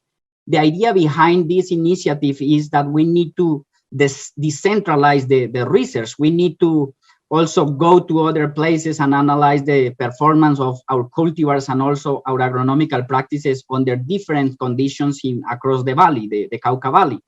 The idea of this initiative is to evaluate the response of potential new cultivars to the most important management practices. And once we get this response in the medium long term, we will be able to recommend it to the growers and also to the agronomists. When I'm talking about the most important practices, I'm talking about nitrogen and water response. I'm talking also about ripening response, the ecophysiology, as way of determining the growing rates, the critical periods, and also the dynamic of sucrose and biomass production during the time. And finally, we are also interested in performing analysis about the herbicide susceptibility of these new cultivars. Of course, the information coming from these substations need to be complemented with the performance, the evaluation of the performance of these new cultivars under mechanical harvesting. And in this context, it is important to mention that the mechanical harvesting is the new reality for the sugarcane industry in Colombia. 80% of the fields that are being caught every year are using this new technology, this relatively new technology for us. Because of that reason, we detected an opportunity to evaluate, to assess the performance of these new potential cultivars regarding this new technology. In this case, we are using a simple approach in which we are comparing a control variety, which is the most planted cultivar, in this case, CC01-1940, and we are comparing the potential new cultivars, in this case, cultivars coming from the series 11. We have a set of variables that we consider important, including biomass, the socket production, the TCH, and we are comparing this in a simple way. The idea is we have this target, this control, and we have this set of colors. If the color in front of your potential new cultivar and in front of the variable that you are interested in is red, light red, or dark red, it means that the performance for this variable is below to the control. In contrast, if the color in front of the cultivar that you are interested in for the certain variable is light green or maybe dark green, it means that the performance for these parameters for these cultivars is above the control. It means it is better than the control. Finally, if the color is cream color, is yellow color, it means that the performance is equal to the performance of the control. The idea of this initiative is not saying this is a bad cultivar, this is a good cultivar. The idea is increasing the knowledge that we have about these potential cultivars, and later to establish different management practices for better exploiting the genetic behind these cultivars. We are also working hard in the water use efficiency, but we have understood that working in water use efficiency is not just increasing the efficiency in the flat regions. We understand that we need also to work high in the mountains because the water finally is coming from them. But working in that regions is not easy task because frequently we cannot quantify the effect of the different actions that the sector is doing. And when I'm saying the sector, I'm talking also about Asocaña and also other associations and the sugar mills. And But we kind of found a way, and the way that we found is to compare the catchment areas. In this case, for instance, we are comparing two relatively similar catchment areas, watersheds. In this case, we have one catchment area with actions that we have implemented. In this case, when I'm talking about actions, I'm talking about planting trees, reorganizing the dairy cattle, and also working hard with engaging the community, because that is also a social work that we need to do over there. So we have one catchment area with different actions implemented, and we can see the indicators in the green color. And we have also what other catchment area without any actions. In this case, we are talking about the blue color. We are evaluating the different components of the water balance. However, considering the amount of time that we have is limited, I will just focus in two main variables. The first one is the surface runoff, which in few terms, in easy terms, it is telling us the amount of water moving through freely over the surface of the mountains, and usually moving also soil that finally will end to the river, decreasing the section area and producing problems in general. We have realized that when we implement actions in these catchment areas, we can decrease the amount of water running freely through the surface. We can reduce that amount of water. And a logical conclusion, a logical production of decreasing this amount of water is increasing the amount of water going to the deep aquifers. In this case, we have detected, for instance, that implementing actions, we can increase the amount of water going to recharge the aquifers. And this is tremendously important for us because during the dry season, we have to use the aquifer water using the wells for supplementing the irrigation in our sugarcane industry. But we also detected several years ago other opportunity to improve our methodology for irrigation. We have been using the traditional methodology about the water balance, which is basically a simple accounting. We are taking into account the inputs and also the outputs of water, but using this methodology, you have to assume certain parameters in the soil, and we detected an opportunity for moving from assuming to real measurements. And in this case, 7, 8 years ago, we started to develop these soil and matrix potential sensors. So we started, as I already said, and finally we ended with this soil matrix potential measurement unit that we call Friendly Station. We started 8 years ago making manual measurements. After that, we moved to this massive and huge station, which had some problems to handling in field. And finally, we ended with that station, which is basically in this way. It's relatively small and easy to use. But now this station is made by 6 different matrix potential sensors well distributed in field. In this figure, for instance, I'm showing you this matrix potential sensor in gray color. This is a representation, and this is a real picture about the sensors. But while we were developing this initiative, we realized about some problems, some bottleneck in Colombia. And the problem was we thought about moving information using the internet platform, the internet protocols that we frequently use in the cell phones. But we realized that we had really, really bad connection in field. And we started thinking about other options to overcome this bottleneck. And in that point, coming back to maybe the second, third slide, was when we realized that maybe using the Internet of Things networks, we can achieve the goal of moving small packages of information. We had that opportunity and we went for it. And we created this IoT connection. And finally, this soil and matrix potential measurement is also made by a power kit, which is basically a solar panel, which is feeding the different sensors and also the data logger that we friendly call like CENI logger. So far we have implemented and we have working at least 35 different stations across the valley. And these 35 stations are covering 400 different hectares. And maybe these numbers are kind of modest and maybe small numbers. That is true. But we already started this initiative, and the good news is that for this 2021 year, we already got some resources to establish at least 130 new stations, which means that basically, hopefully we will finish this year with close to 2,000 hectares under this technology across the valley. And we have developed this technology, but we were missing one part of this. And that part was about how to make easily available the information and to make easy the process about making decision about irrigation. And in that time, the technology and informatics service in Cenicanya helped us to create this application, which is available for downloading for Android and also for iOS systems. In this case, we are talking about that if you download this application for your cell phone, you can check in real time the matrix potential in the different sensors, and we can average the matrix potential in the depth of 30 and in the depth of 45 centimeters. And once we get close to -80, -85, it means that you are ready to start the irrigation. We are also bringing information about the temperature and also the rainfall. So this is an easy way of taking control of the irrigation in your field.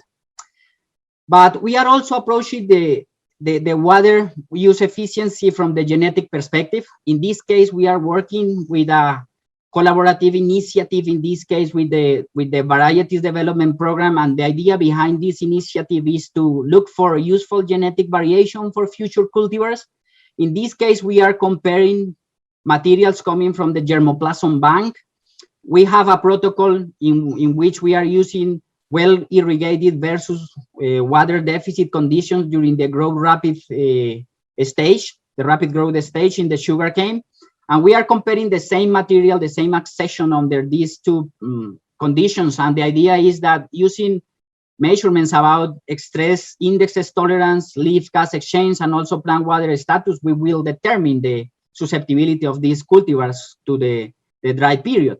In this case, we have evaluated 220 different accessions. From these, at least 11 have shown relatively high water use efficiency evaluated through the leaf gas exchange, and at least 30 accessions from this germplasm bank has shown relatively high stability in dry matter production under dry condition, which means that we have a good source of genes for producing future cultivars in the medium and long term. Moving to the nitrogen, it is important to mention that maybe water along with nitrogen are the two main factors constraining productivity and dominating the structure, the cost structure in the Colombian sugarcane industry. So we have realized that we have also an opportunity to work here because nitrogen is the main nutrient applied. And also we have detected that farming systems trend in general is moving towards sustainable production. Then in 2012, we started a new initiative, and the aim of that initiative was to look for and also characterize for native bacteria associated with nitrogen fixation in order to, in the medium long term, replace certain amount of nitrogen that we are using through synthetic fertilizer for these bacteria. And effectively, we found bacteria associated with our farming system. We found 3 genus, including Azotobacter, Gluconacetobacter, and also Azospirillum. And from Azotobacter, we found 20 isolations. From Gluconacetobacter, we found 32 isolations. And from Azospirillum, we found 15 isolations. We characterize them. When I'm talking about characterization, I'm talking about the acetylene reduction activity, which is linked or is a measurement about the native capability of these isolations to fix nitrogen. But we also included other parameters associated with indolic compounds.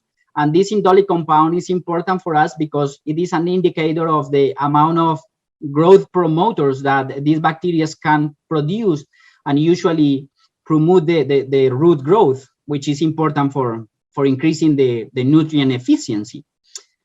Now we are moving from the lab side to the field side, and we are using the top 3 isolation from every single genus, and we are inoculating these top 3 isolations in field, and we are comparing the performance of this isolation with the traditional approach for nitrogen use in our conditions. And we hope in the medium long term to be able to replace certain part of the nitrogen use in the inoculation. And in this case, we are also using the genetic approach because we understand the importance about the environmental sustainability. We are also looking for useful genetic variation for future cultivars. Then we are implementing a protocol with high and low nitrogen conditions. We are evaluating the same cultivar, the same accessions under high and also low nitrogen. This is also a methodology that we are implementing with the new potential cultivars in order to evaluate their nitrogen use efficiency. So far, we have evaluated 133 different accessions coming from the germplasm bank. They are representing 60% of the variation that we have. And from these 133, at least 5 has shown relatively high nitrogen use efficiency under high and also in low nitrogen conditions. So they have an important source of genes for future cultivars. Finally, moving to the developing and adopting new technologies, it is good to say here that the Colombian sugarcane industry is also living and experiencing the drone imagery fever, and we are completely convinced that these kind of technologies will support our decision in the medium and long term. But the real benefit about this technology is linked with the ability that we can develop to transform the data coming from the drones into real information that we can use for making decisions. And the best way of doing this is developing pieces of software. In this case, we started an initiative for creating this software that we call RCrop. The idea of this software is transforming data into real information, useful information associated with digitalized row lines that later we will use as input for the auto-guided harvesting process. We have also information about non-populated spaces and non-populated areas. This information is going to be tremendously useful for making decisions about the replanting labor that we do. We have also information about row spacing and also the canopy cover. In this case, for instance, the first picture is showing you the digitalized row lines. Maybe believing it or not, these are digitalized row lines that we will use later for telling the machines where the rows are. We have in the second picture the non-populated areas. In this case, for instance, the picture is showing us that we have some problems in 3 regions with red color, which means that we have really low population there. It implies that maybe we need to establish a replanting program for this region. But the magic and the beauty of this is that you already know in the spatial context where you have to go. We have also a summary table about indicating the unpopulated areas, the number of seed packages required to repopulate your field, the area, the number of rows, the orientation, and also other metrics which are important for making decisions. We have also this metric about the canopy important because this metric is telling us if the growing is going under the expected or if it is okay during the season. In this case, for instance, we have detected also 3 regions with relatively low canopy growing, which indicates or maybe tell you if you are the agronomist in this field that maybe you need to go and take a look in these places, in these regions, and do an analysis about what the problem is, and after that, scheduling an agronomical practice there. We have also this metric about row spacing, which is useful for evaluating some practices, for instance, harvesting. As I already said, the idea of this information coming from the new technologies is that you can link this information with other practices. In this case, the information coming from the digitalized row lines is attached to the auto-guided harvesting, the RTK that I already mentioned in the very beginning of this presentation. And we have evaluated the benefits about the auto-guided harvesting. I know that maybe for other farming system in other latitudes, the auto-guided harvesting is already a really well-known practice, but for us it's a growing practice, and we are working hard in implementing this. We have detected benefits associated with the reduction in the stool traffic in the level of 52%, which implies less deterioration on the fields. We have also detected a reduction in the jamming in the 5% level, which implies less wasted time.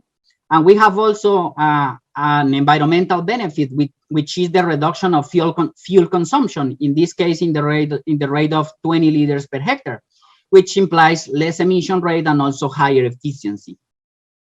Finally, we are also working in a robotic platform for field phenotyping purposes during the breeding cycle we call Friendly Disease Phenocane. The idea of this platform is not necessarily supporting the agronomical process, it's more to supporting the breeding cycle. The idea behind this platform, which is an automotive platform, is that we have implemented a set of sensors, including the net radiometers, the infrared sensor, multispectral cameras, also thermal cameras, positioning systems, and also artificial intelligence cameras. These different devices are gonna give us information in a non-invasive way, high performance and low cost. Once we get the data sets from these sensors, we will analyze this using the traditional approach, but also we will use the new approaches, including the artificial intelligence and also the approach about machine learning. And after analyzing this data coming from field, the idea is to get information, to get metrics about the stocks heights, the diameter, the population, the disease incidence, and also the productivity of every single plot during the breeding cycle. And the idea is to make it easy, the selection process during the breeding process. This is a picture showing you this is a collage actually showing you the platform and also a segmentation about the stocks. And this is the way that we use to evaluate the number of stocks in field. And finally, I would like to say thank you to the Colombian sugarcane growers and also the sugar mills, because they strongly believe in the power of doing research through Senicaña. I would like also to say thank you to my team, because as you can imagine, the information that I have shown today is not coming from me necessarily. It's coming from a team which is working hard and doing this with a really high discipline. And also to the Service of Technology and Informatics, because they have been working hard in the implementation of the different networks. So thank you so much. And now I'm ready to take any question if you got some during my presentation. I appreciate your time. Thank you very much, Miguel Angel. That was awesome. I am sure that many in the audience have been impressed like I have because of the technical detail.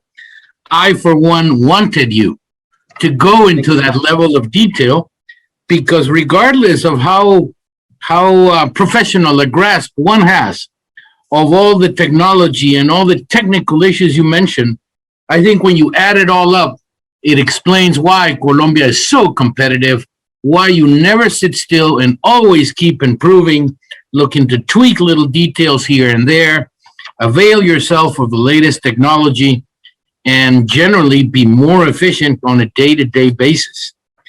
Congratulations. Awesome presentation. We have a couple of questions here. If you see me turn around, it's because I'm looking at my other platform. The first one says, how has your experience been with drone imagery? Is your software you use your own or adapted?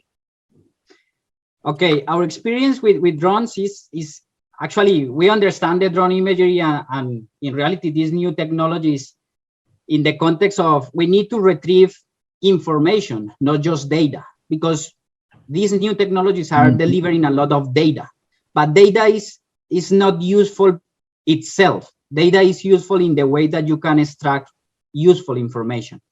And we have seen a really good opportunities for monitoring the growing of the crop during the growing season, and also for the breeding purposes. And we are working on developing pieces of software for those purposes. Regarding to the question if the software is made by our scientists, the answer is yes. We are not using software coming from other part. Of course, the teaching and these first processes about creating the orthomosaics, we use Pix4D and these softwares. But after that, we are using our own software. That must be an interesting evolutive process in developing the software and, like you say, making sure that you're not getting just raw data that even would increase the amount of analysis and work you need to do, but get accurate current information that enables you to pull together the data and thereby make conclusions and decipher what actions to take. I think that's the magic of it. We have another question for you, Miguel Angel. Does Colombia patent, market, and export the technologies and systems that it has developed in sugarcane? We have some patents, but actually we are devoted to creating technology for our stakeholders. And of course, even though we are a research and science institutions and we care about producing science, we have a couple of patents. But the main idea behind our research is more creating real solution for the real life or real or potential problems that the farmers and also the sugar mills will have to face. We have a couple of patents and a couple of technical also papers, and we are working hard in that side. And we don't forget about that because we are doing science, and science finally have to end in patents and also in that kind of peer review articles and papers. But the main idea is creating solutions for farmers. Excellent.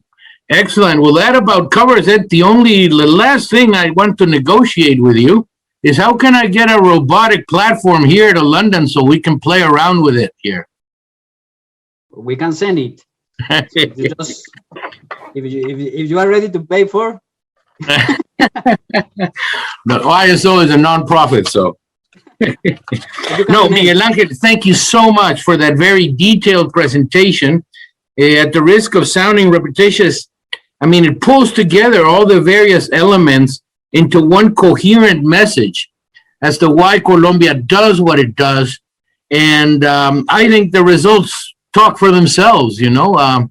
You have demonstrated by concrete actions that you can walk the talk and that all the investment that you and your team have done at Cenicaña produces results in practice and in reality. You know, after all, there's only so much room for esoteric science. I think that above all things, you have done an incredible job in bringing all those findings into reality and applying them in a very constructive and enduring manner to make Colombia more and more efficient. Thank you very much, Miguel Angel. Thank you, Josia, and thank you, everyone. I really enjoyed this talk. Thank you so much. No, it was outstanding. We enjoyed it as much or more than you did. To our audience, once again, I think that it's a thought-provoking presentation we just had the privilege of receiving from Miguel Angel. I would imagine that even the people who specialized in these technical areas are probably still processing a lot of the information that Miguel Angel has projected our way. And I continue to encourage, the Secretariat of ISO continues to encourage you to avail yourself of the opportunity of asking Miguel Angel and his team at Cenicaña for the presentations.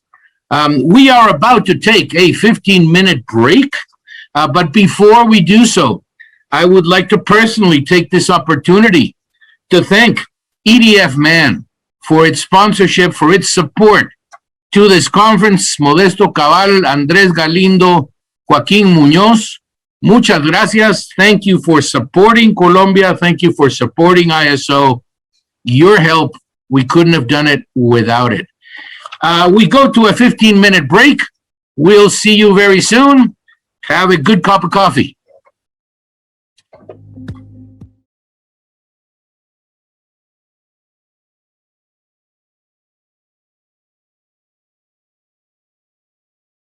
Before moving on to the next speaker, we remind all attendees that they can ask us their questions through the Q&A button found in the upper left part of their screens. The guest for this occasion is the Program Director of Varieties of the Center of Investigation for the Sugarcane of Colombia, Cenicaña. John Jaime Riascos is an agricultural engineer with a PhD in plant breeding, genetics, and molecular biology.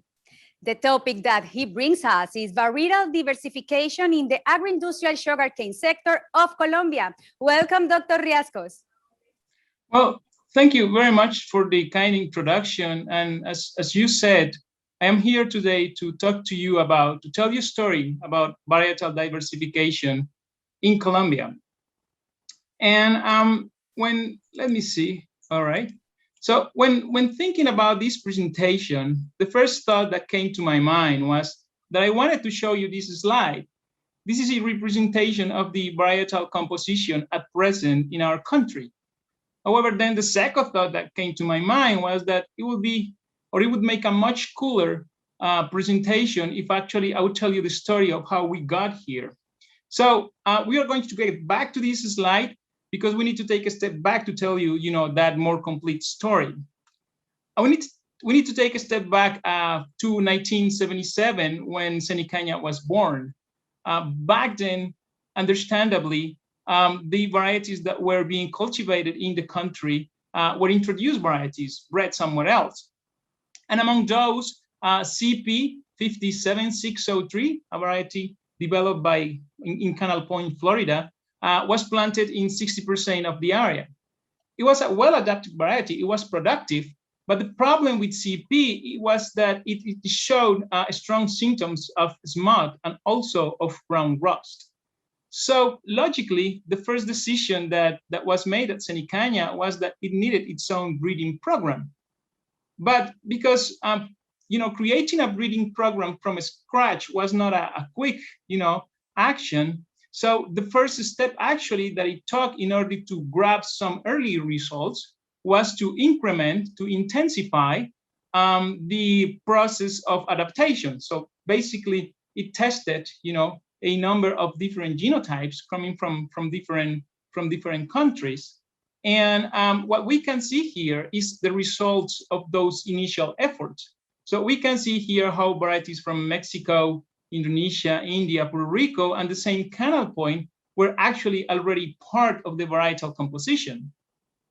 Now, to make this part of the story understandable, we need to take into consideration that back then, there were a couple of mills in Colombia that were performing crossing and selection programs. And from those efforts, one stood up, and that was the variety MZZ 74275.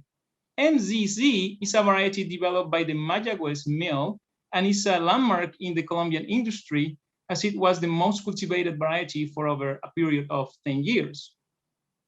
All right, but those were the results from the adaptation experiments.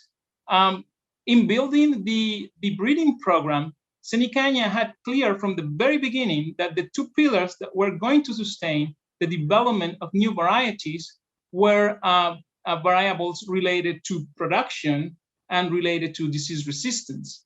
And that's why we find, those set of traits under this fundamental column. Rust, smut, and mosaic are the most important diseases in the Cauca River Valley. Now, there is another set of traits that are beneficial, that are desirable, that we would like them to be present in the varieties, but that they do not impose a restriction during the selection process. And among those, for example, we found resistance to diarrhea. Now, this means that because we don't consider them, as fundamental in the process, we need to provide a management solution once the variety is out. And that's what happened, with these other stressors, as you can see here. The first breeding pipeline that we got at Cenicanya was actually made of 4 different selection stages and 1 final competition trial. One thing that characterized, this pipeline was that most of the elite parents were foreign parents. Some of them were well adapted here. And despite that, from the beginning, it was meant for all the crosses to be made here at Cenicanya. One of the drawbacks of living in the tropics is that the daylight, even in the longest day, can be short and detrimental to flowering. So that meant that for some time, most of the sexual seed that we evaluated in the breeding program was actually imported, imported from other excellent breeding programs. But, when you look back, at the results that we obtained from that strategy, we can say that it did not help much in our final objective, that was to obtain our own varieties. Now, we can see that as a failure, but actually that was a moment of growth, because this actually led us to the realization that we needed to increase our capabilities in order to make flowering more efficient. Today, for example, we have 9 photoperiod houses that can hold a total of 360 plants. In addition to that, more than 20 years ago, a deal was established with a crossing station in Mexico, in which they provide crosses every year from varieties that we have exported to them.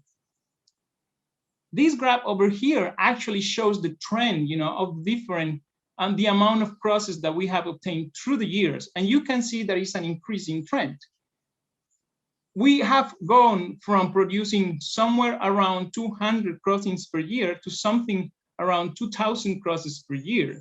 And last year, we had a fantastic flowering season that gave us around 9,000 crossings in 2020.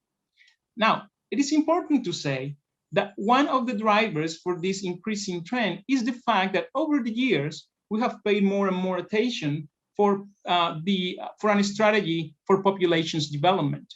So in this strategy, basically, we are not trying to find commercial varieties, but what we are trying to do is to improve populations so we can accumulate genes that are useful, that will later be used, for producing commercial varieties. Because in this breeding populations strategy, we do not select again flowering, then you have there a bunch of flowers that you can use, and that of course add up to this trend. All right, so all those focused efforts in terms of having a well-designed program in terms of increasing the flowering rate actually started to pay off by the mid-late 1990s, when the Cenicanias varieties started to show a much better performance than the ones that were grown within the valley around that time. So you can see here how this group of, it's about 4 or 5 CC varieties have better cane yield and competitive sucrose yield in comparison to other foreign varieties. And among those groups, among that group of CC varieties, one variety actually gained a lot of attention. And some of you may already heard of that, and that's variety CC8592. CC8592 is a variety that has higher cane yield than MZZ, has a similar competitive sucrose yield compared to MZZ, but in addition to that, the moment that it was selected, it showed a strong resistance to brown rust, which MZZ did not have. Now, CC8592, it is a landmark in our industry, and that is because I would like to tell you a little bit more about it. And for that, I have brought this diagram, this graph. What we are seeing here is the dynamism of adoption of varieties during the last 30 years. We can see there how some varieties, this is MCC, have had their own peak. But what is clear from this picture is that the varieties that stood the longest as the most cultivated in Colombia was CC8592, almost for 20 years. At its highest, it peaked at a rate of adoption of 75%. That meant that 75% of the land cultivated with sugarcane in Colombia was cultivated with this variety. In recent years, we have seen similar trends with other varieties, for example, CC011940, but the rates of adoption are still smaller than those that we got with CC8592. Now, having one single variety in a big area is not always a good idea. And in order to explain how that can affect, so I have kind of separated here CC8592 from the previous group. And in order to show you the effects of this, I am going to add here another axis. So in this axis, what we have is a index of damage, or a damage index caused by brown rust. A damage index is just another reinterpretation of the scale by Purdy and Dean, in which two variables, response and severity to the disease, are measured in order to judge the capacity of a genotype to face, for example, brown rust. although CC8592 was selected, shown to be resistant within our breeding program, the threshold for selecting a new variety in terms of resistance is 512 index damage, and you can see here that CC8592 was well behind that. As the adoption of this variety grew, the index damage also grew. And what is more interesting is that even though in recent years, when we haven't had, CC8592 grown in bigger areas as before, we still see, high damage indexes. It is important to mention that the Puccinia genus, to which brown rose belong, is actually one of the genus that has the capacity to accumulate high rates of mutations. So it is very likely that by having 75% of the area grown with this variety, new races of the pathogen came that were capable of producing more damage, and some of them are still around, living among the varieties that we have now in our varietal composition. All right, but in order to understand the race and dominance of CC8592, it is worth mentioning that back then, Cenicania had, environmentally speaking, only one goal, the entire Cauca River Valley. And it is not that we did not know about the existence of environmental variability, because we already seen that. So, but at the beginning of the 1990s, there was a strong effort, from different researchers at Cenicania, different research programs, in which they try to characterize the soil and climate variability that was present within the region. And from that initial characterization, they identified 149 agroecological zones, which basically takes into consideration the precipitation that we get and the soil types that we get in a specific area.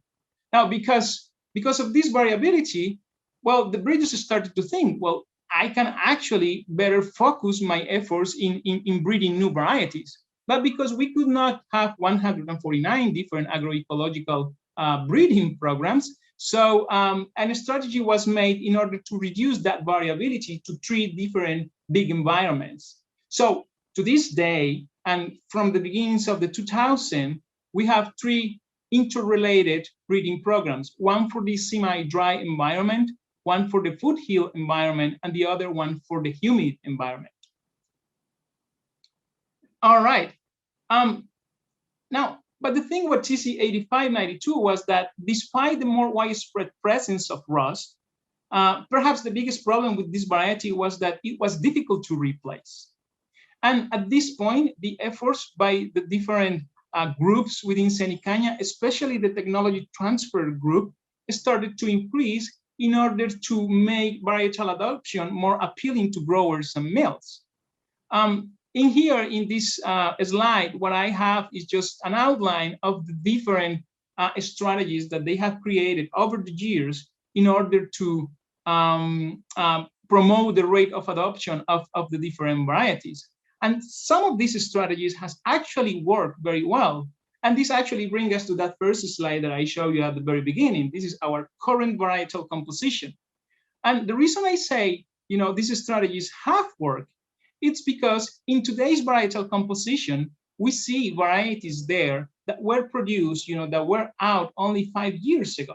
So varieties such as CC1195 or 11600 or 05430 were released or were starting to be evaluated actually by growers and mill around 3-5 years ago, and they are actually already part of this varietal composition.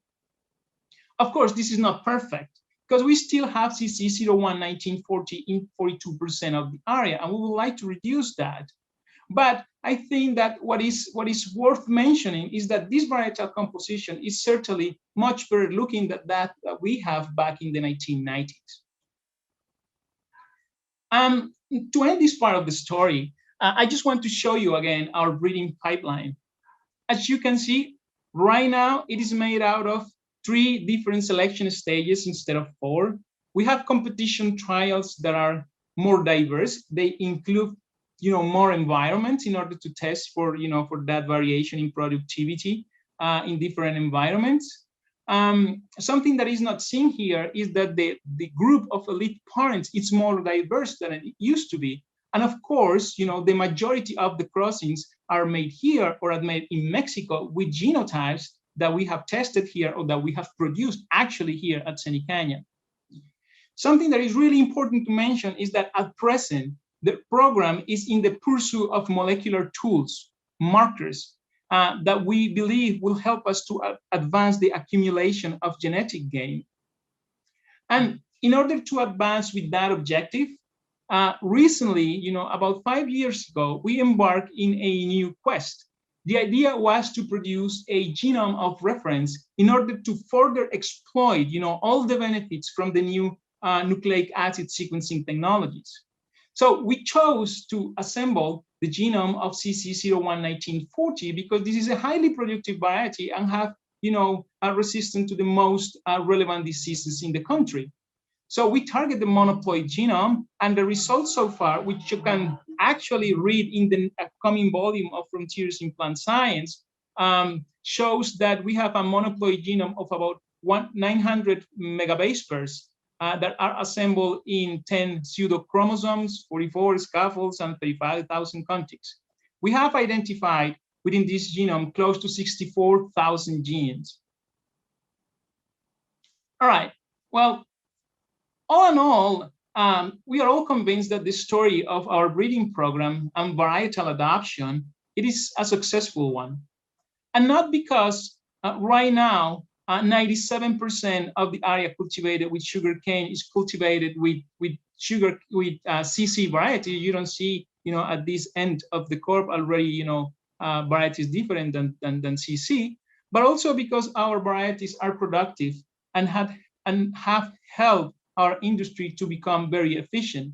And this is what we have tried to represent in this y-axis. So here we have the representation of what is tons of sucrose per hectare per month. Our stakeholders like this indicator because when comparing two different varieties, they can actually take out the variation that is given for harvesting one genotype, with more age in comparison to the other. But what you can see here is there is an increasing trend in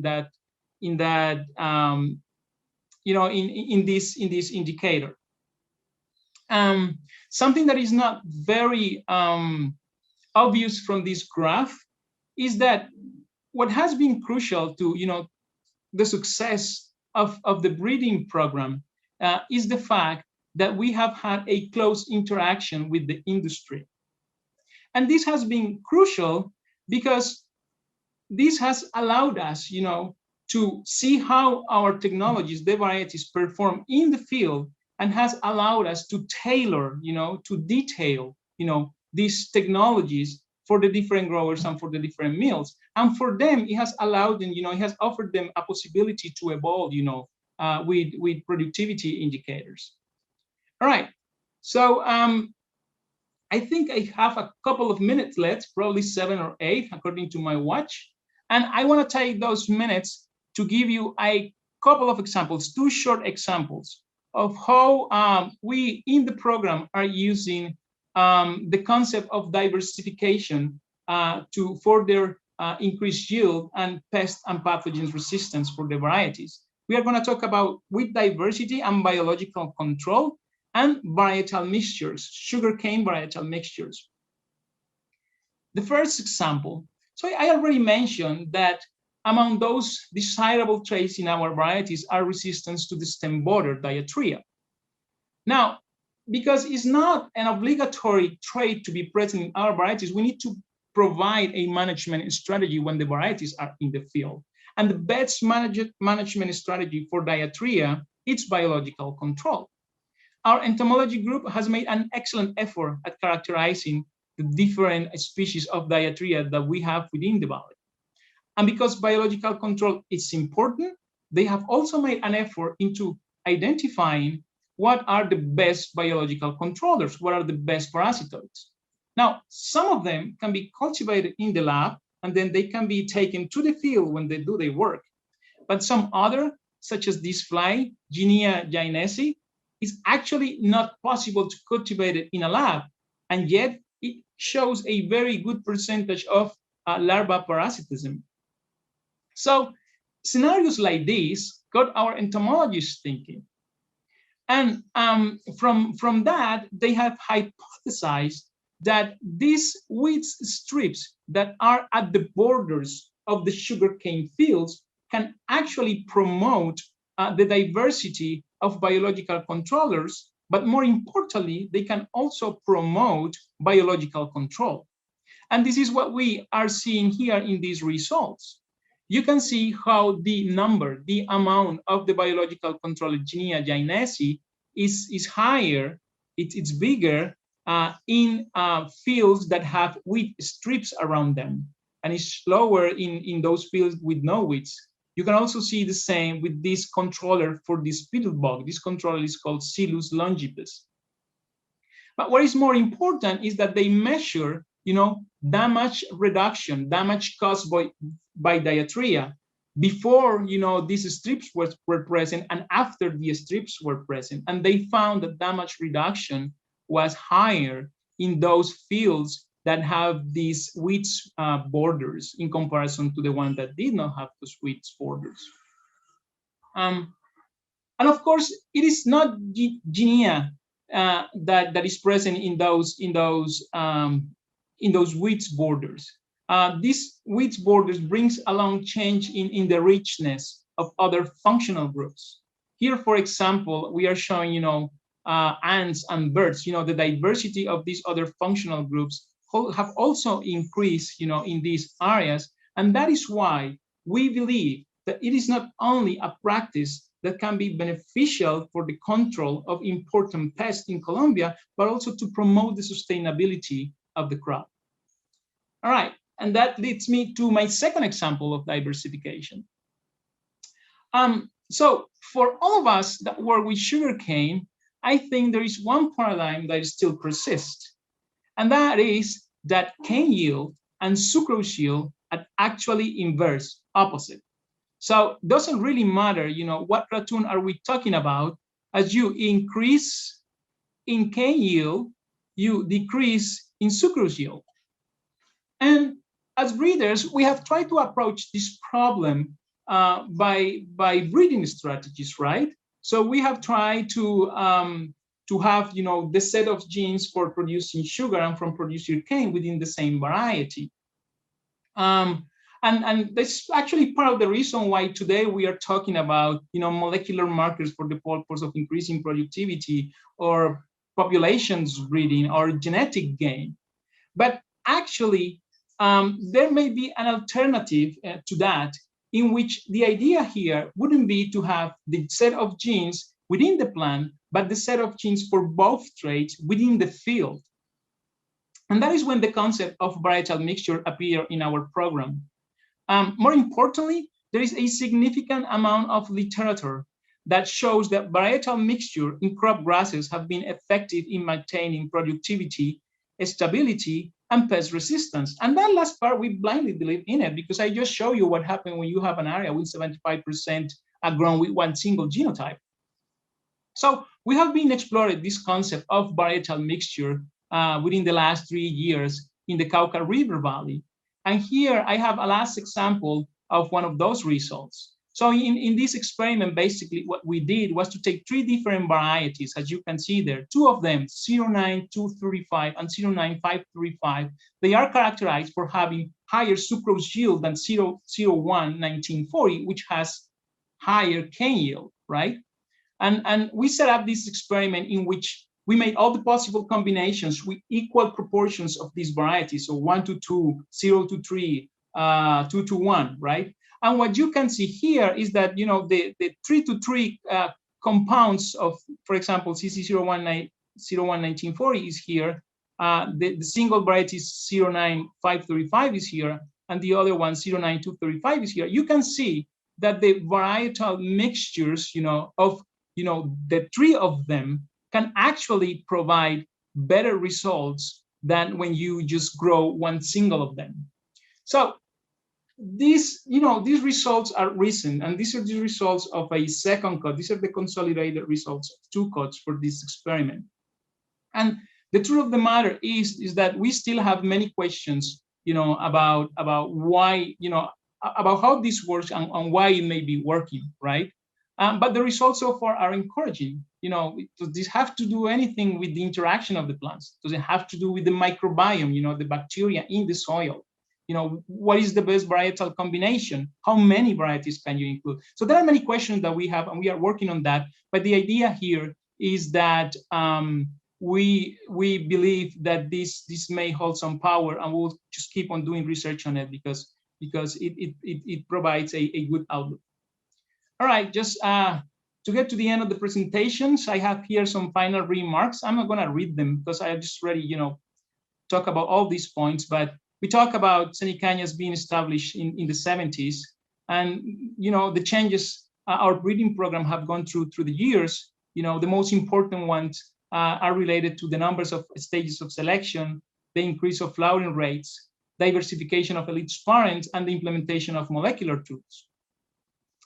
We also given examples of why monovarietal scenarios pose a phytosanitary risk, and we have also spoken about the importance of technology transfer for increasing the adoption of varieties and, in general, different technologies. Something that I paused to talk about was the importance of the interaction between research and industry, because this provides possibilities for both sides. We are very proud of our work producing a genome assemble of the cultivar variety CC011940, which we are going to be using in molecular market research. And at the end, I talked to you about that diversification is just not only about the varietal composition in an area. It also can relate to other species that interact with the crop and that are important for their sustainability. And with that, I want to thank you. And I want to acknowledge to our donors, the Colombian sugarcane growers and sugarcane mills, as well as the technologists from the sector for their support and the contribution to the process of research, technological development, and transfer and innovation. And if you have any questions, I may try to answer those. Thank you very much. Thank you very much, John Jaime, for that very interesting presentation. We do have some questions here from the public, but I'll start with mine, which is lagging from Nicolás Gil's presentation. Has Colombia and Cenicaña developed varieties specifically for the production of bagasse? No. I mean, I think I was about to interrupt when Cenicaña when Nicolás was asked that question, but no, our main focus has been sugars, total sugars, and of course we pay close attention to sucrose and disease resistance. And with that, basically, the industry has worked for many years, and the diversification that has come through the years have made use of what we already have, but we have not produced specific varieties for those purposes. Yeah. Thank you very much. The next question says, how is the varietal, and I think you answered part of it, how is the varietal research and development work financed? Oh, well, in the same way that the entire research is financed at Cenicaña. So basically, there is a levy, there is a fixed levy that the mills and the growers provide. And basically, that constitutes 95% of the resources that we use for doing research at Cenicaña. We also, try to get resources through the applications to different grants to different institutions, but most of our budget comes from the levy that is paid by growers and mills. And of course, there is also an intangible that you don't see, as money, but this interaction that we have with mills and growers. Oftentimes they provide their fields, for doing research. And that's something that we don't have to pay for. It's an interaction that benefits both, and that also, it's part of that help that we get, for doing research. We have another question that says, do you find that you have to develop different varieties depending on where the mills are located in Colombia? Yeah, it's a good question. I mean, the approach mill by mill has not been taken. Basically, at present, as I mentioned, we have divided, the environmental variability in three, major environments: semi-dry, humid, and Piedmont, and that's how we focus our research. Now, having said that, when a variety is out, the needs, by the different mills, it's different. That is true, because some of them are located, in the north part or in the south part where you have more rain. Some of them are located in the central part of the valley where you have a more amenable weather for sugarcane growing. And that means that the need that they have in terms of increasing productivity on managing plagues and pests are different. And in that case, we do provide a case-by-case scenario support, because it's important, that we actually contribute to one of each of them, for the development and their growth. Thank you very much. Another question that we have here: has Colombia shared or exported varieties to other countries? Oh, yes. I wouldn't tell you when we started to do that, but I can tell you that countries in Latin America, in Central America, they do grow some of our varieties. We have also received recent emails from countries in Africa that have been paying attention to the development, to the performance of our varieties, and that would like to test some of our varieties for commercial purposes. So all of what I just said is just, commercial purpose. Now, there is an active exchange program, germplasm exchange program, for the purpose of research.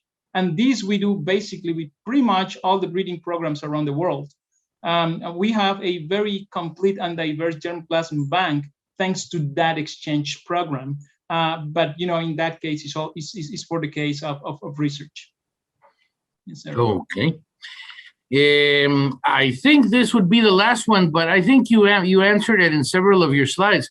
What is the average time frame to develop a varieties? Is it 15 years? No. Nowadays, it's not 15 years. It maybe was close to 15 years, when the program was started, when we have one additional selection stage. Nowadays, it takes approximately 11 years to develop a new variety. But then what we need to take into consideration also is the fact that the adoption of a variety doesn't happen right away. It's not like we produce a variety and 11 years after that, boom, it's being grown everywhere else. So there is a process for adoption, and that may take a couple of years. And, if we count that, if you count the adoption process, well, you may take that to 15 years, but actually the development takes somewhere between 10 and 11 years. Excellent. Well, thank you very much, John Jaime, for this excellent presentation. I think I can speak for everyone in the audience that it really helps us understand the work you do with varieties, which at the same time is crucial for the yields and the performances that Colombia has developed so far. Do you present and show the results of your work in ISSCT or in other forums internationally? Yeah, I have. I participated in the ISSCT Congress in Thailand. That was a very nice experience. And because I also have a background in molecular biology, I have I've tried to do, annual presentation, except for last year and this year because of the, COVID-19. I'll try to make an obligation to make annual presentations on the Plant and Animal Genome Conference. In there, we have a workshop that is exclusive for sugarcane, and the advances from the different research programs are presented annually. So we try to participate in that too. Yes, sir. Excellent. Well, thank you very much, John Jaime. This has been very illustrative. And once again, kudos to you and the team for the hard work you do, for having started something magical, but moreover, for continuing to strengthen the work you do, for more coverage, for doing it better, for bringing in all the different variables, that make a difference when you develop a variety. We think that's a big secret to the success, and encourage you to continue going. It's been an honor having you with us, and we hope to see you again in the near future.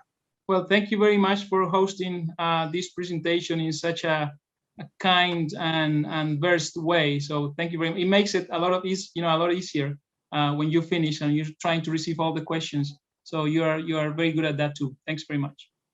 Thank you, John Jaime. I did my homework and read your presentation over the weekend and try to anticipate where things would come from. So as you say, so that we have a good and fertile exchange of opinions and ideas. I believe that right now we will go to a brief spot of commercials and then come back with what will be our closing presentation on the subject of sugar, health, and nutrition. And all of you know how much we love that matter. Thank you very much. We'll see you in a couple of seconds.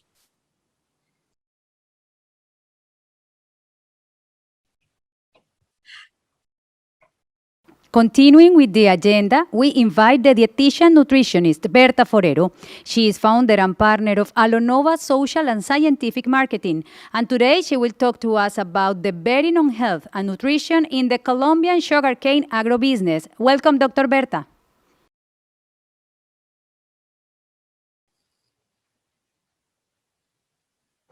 Dr. Berta, are you listening to me? Yes, I am listening. Hey, welcome. Gracias a todos. Un especial saludo para todos los presentes. Y bueno, vamos a hablar de las apuestas en salud y nutrición de la agroindustria de la caña para Colombia y este trabajo que ha iniciado, arduo trabajo que ha iniciado en poder hacer educación alimentaria y nutricional. To do nutritional plans where we can actually include sugar as a very important meal inside nutrition and daily meals in Colombia. Well, first thing I would like to say is that, well, there is no good or bad meals, foods, every single meal has a specific function. Some of them has some nutrition effects, and some others has different functions. For example, there is some social area, anthropological subject, and cultural subject that every single meal has to comply, and it's very important inside the whole process for developing the communities or the development that we do have in regards to nutrition and how we get the challenge when we are a child in transmitting sensations.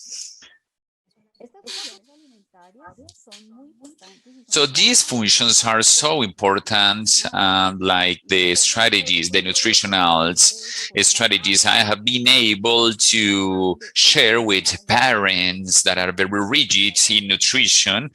And sometimes I ask them, if your son is invited, for example, to a party to share with friends, so are you going to send him to this party with some maybe carrots and some cream cheese and maybe juice fruits or maybe an egg, a boiled egg, because he's very nutritional? Well, effectively, those functions that are social makes the eating process to be very, very important inside all the process in the moment of the instructions. And when we start eating. So that's the reason why the physiology of the nutrition and everything is so important. It's also important, the nutrition, because the idea is to describe all the processes that happens inside the body when I consume some food. So once I eat, I cannot say to my stomach, do not process the fats or absorb less fats, because I exceed myself today. So effectively, this is also part of the physiology. That's the reason why all the meals has specific functions. And all of them are very important. food is sugar is not the exceptions. The World Organization of Health, the WHO, has some recommends about the reduction of the intake of the free sugars, and these recommendations are guided in two senses. One that is a firm recommendation that says that less than 10% of the energy should be total of energy intake in our daily intake of calories. And the recommendation is that it has to be the 5%. The conditions are recommendations. So every single country assumed this based on the obesity levels. They decide how many free sugars that are not implicit in the meal should be intake. So, for example, Colombia got the firm recommendation, the one that less percent in the feeding. And it is adopted through a resolution that is called the resolution referencing says Colombia adopted, and this is the resolution 3803 of 2016 or 2016. In this environment, what the ministry said is that we effectively can eat some sugar, added sugar, different to the sugar that comes from fruit and vegetables, and up to 10%. Once this has been said, Colombia, through the different public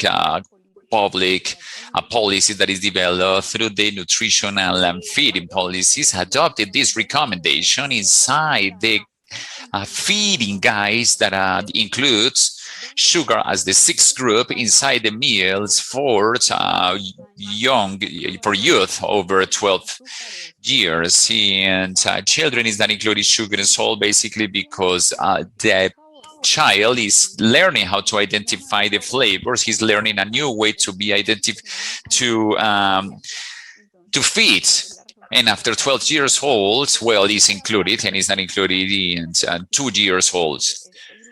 So after 2 years old, this kind of meals is included, and the recommendations have the amounts of people can actually intake daily are done in those recommendations.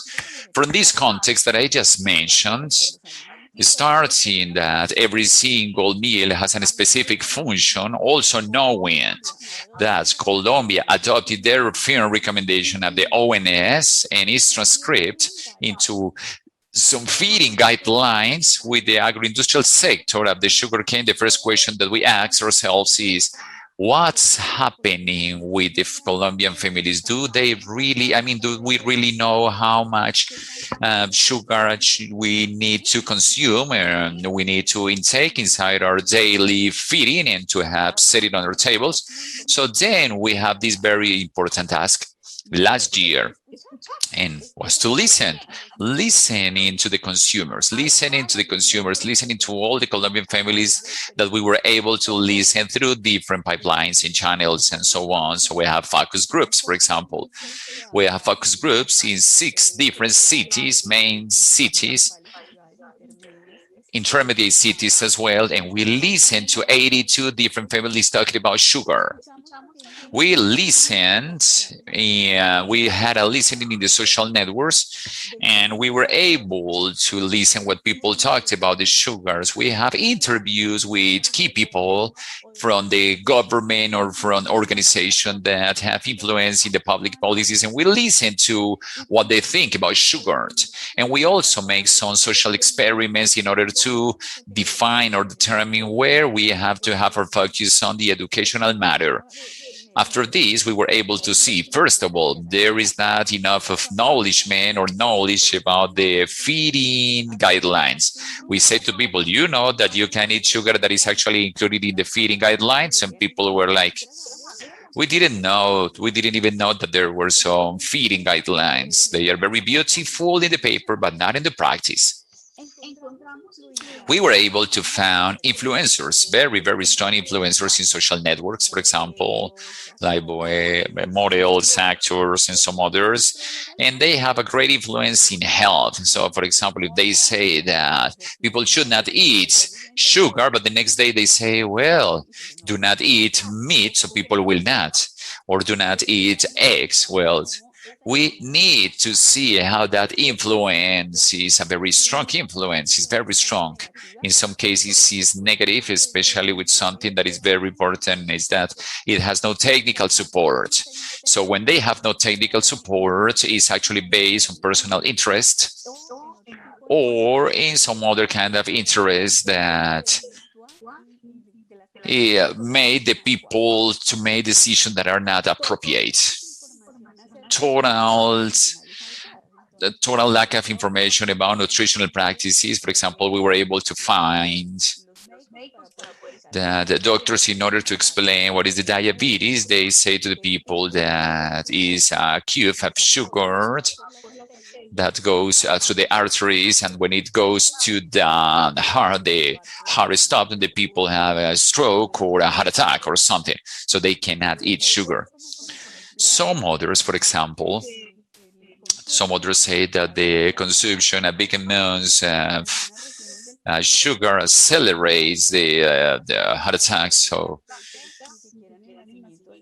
the baby birth. So those are many myths about the consumption, but also we were able to see that people were asking us about talking about educational programs, nutritional programs, and there was a lot of interesting information that it's really technical, serious information that really goes along in the constructions and habits and feeding and nutritional habits that really fostered the health and prevents the disease. On the other hand, we were listening to the Congress of the Republic. What laws and legislations are there? What are we talking about? And we have already participated actively in those working tables in the Senate and also in the chamber, I mean the Congress as well, in different forums. Also telling it's not satanic as maybe some people want to show it, that yes, you can actually consume some sugar, but the most important of this consumption is that it has to be done with good responsibility for the people to be able to understand that we can actually eat up to 10% of the total calorie consumption, that it's like 50 grams per day. With this context, the agro-industrial sector of the sugar cane started or began a very important pathway, and is the pathway of the nutritional and feeding education based on one strategy, based on science and educational strategies that will allow to do the transformation and modification of the consumption habits. But the most important is for people to be able to understand and to enjoy the delicious flavor of the sugar in the physiology, in the feeding, and also in the nutritional physiology. And this strategy needs a scenario, needs a name, and is sugar with balance. So sugar with balance is a strategy for with the commitments of the sectors, for creating education, for being able to talk face to face, by explaining people clearly why sugar could be consumed, what amount of sugar could be consumed, and how we can really do our nutrition and feeding and the sugar consumption habit, a healthy habit, to be part of the lifestyle, of the healthy lifestyles. Then we use social and scientific marketing social strategy for transformations and nutritional, based on two important topics in education. The first topic is the multi-language, is the educational technique that we use. We use channels or educational pipelines in different ways. And the idea here is edu-entertainment, especially because we have to train or educate adults. When we train adults, for us as adults, it's much more difficult to leave, to get rid of a habit and to get a new one. In order to do this, we use the social marketing with edu-entertainment and with multi-language strategies, different ways to talk in order to do those transformations with talking now. Well, we begun. We started in 2020. Here we want to share all what we have been developing so far. With 140 families, overcoming the challenge of the pandemic, we started to work in education with experts. One by one, we gather clusters, groups of people. We do these Saturday afternoons. At the very beginning, we thought it was going to be only 1 hour. Our big challenge was to have the families all together 1 hour with us. And we have some experiences up to 3.5 hours, up to 4 hours talking with families Saturday afternoon about myths, about those myths and the lack of reality and the lack of information. So this approach, one by one, helped us and allow us to have initial evaluations or surveys where we were able to show how the whole process began, but at the same time, how we can, with no question about it, to do these educations very, very close, very, very familiar, that will allow us to have an interchange of knowledge and culture as well. We did also training of trainers in agro-industry of sugarcane. It has company with different educational institutions with more than 17,000 children in the area, Valley of Cauca, and in the nearby areas. So for us, it was very important to start training those trainers.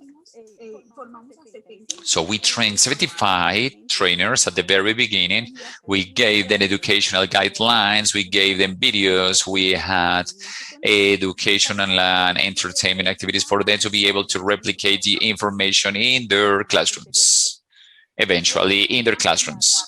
Here, I would like to invite you and also to share this video. That is one of the videos that we used for working with those kids in the classrooms.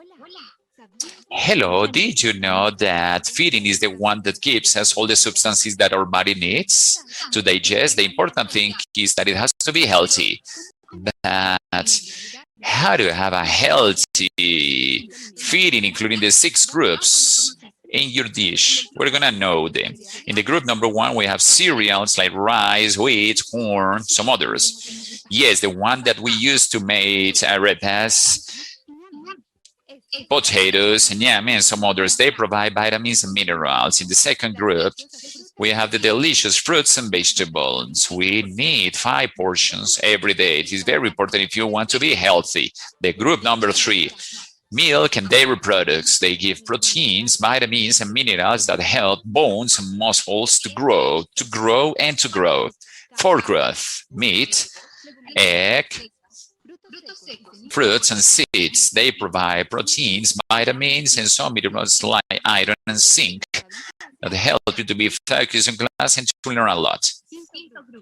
5th group, fats, like the ones that the coconut, avocado has, some others that provide energy like vitamin D that helps the immune system to defend from diseases. And group number 6, sugars that give fast energy to jump, run, and to sleep. All the groups of meals are necessary to have a healthy feeding, but with a great balance. It means with moderation. Listen, don't forget to drink water. It's essential. And for keeping a balance, perfect balance, you need to move a lot. Remember, always, the key is in the balance to grow healthy and very strong.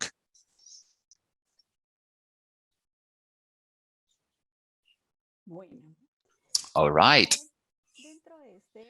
Also, inside this big challenge, we needed to begin to have our ambassadors of sugar, and no one better than our partners to be our voice and to be able to have all the tools to talk face to face about the sugar.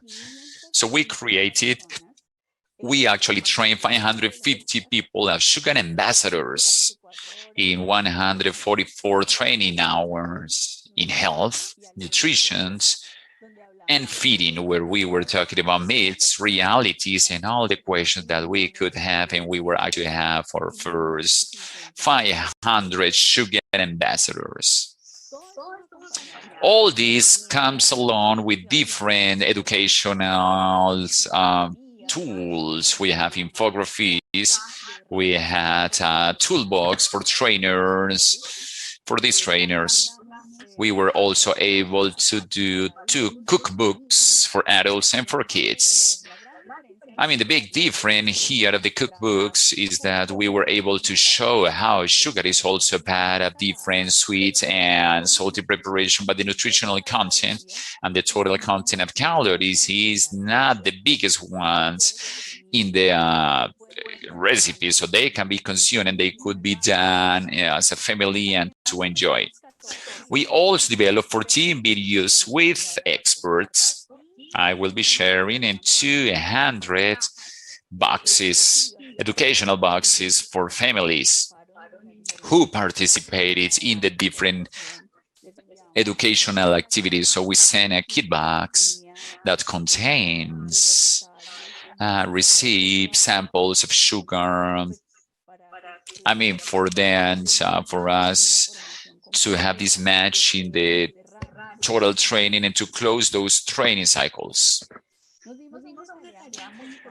We also had another task. We have to find people who validate in a high level, people who help us to talk.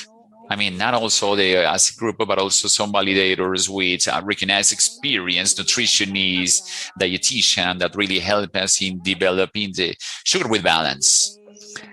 And now we have the participation of 5 validators. Dr. Lilia Yadira Cortez, she's a PhD in nutrition biochemistry. Also, Maria Victoria Benjume, she's a nutritionist, dietitian, and PhD health public, and for the PhD in social science. And also we have a psychiatrist that is child psychiatrist. He's been with us in all these validation subject. And here I would like to share one of the videos that we made with the Dr. Maria Jaira Cortez in regards to the educational subject for having this validation support with experts that really give us the solid environment to talk in social networks, for example. So let us see the video. We have listened a lot about the sugar. There are myths and realities about this. So what's true about it? The truth is that the sugar has natural nutrients, has carbohydrates that when it goes to our organisms, there are some enzymes that break. And these in small particles like monosaccharides. So these are absorbed, they go to a blood current, and it goes to our cells. So what does the World Health Organization say? That we need to consume 10% of all the energy that we consume, and it has to be sugar. And this helps our organism to consume not in excess energy and to have an excess of energy, of course.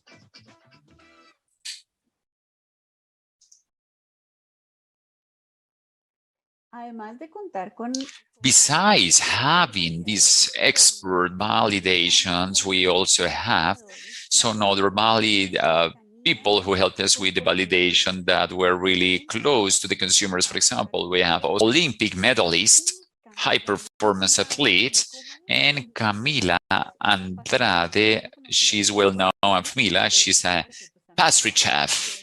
We work with her at all these subjects. And here I would like to share one of the videos that has been very successful. And it goes really, really easy to the Colombian youngster because of the features and because it comes from Valle of Cauca.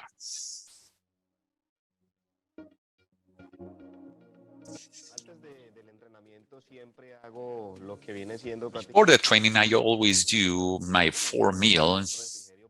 is a snack, and it could be, for example, mazamorra with bocadillo or mazamorra with sugar, and this activates me a lot for the training as well. So sugar helps us to have a great production of energy, activating the ATP that makes to have this big supply of energy in the brain for muscles as well through the calories that it gives. And after the training, once we finish the journey, there is a big necessity of glucose that to activate the muscles and the brain in a high performance athlete, which is very demanding, this caloric part, because during the day it's been very demanding. So then I really like to eat because of the flavor, for example, brownie, chocolate bars, because they have a high caloric and glucose content. It helps us to recover that energy and the calories that we have spent during the day, during the training.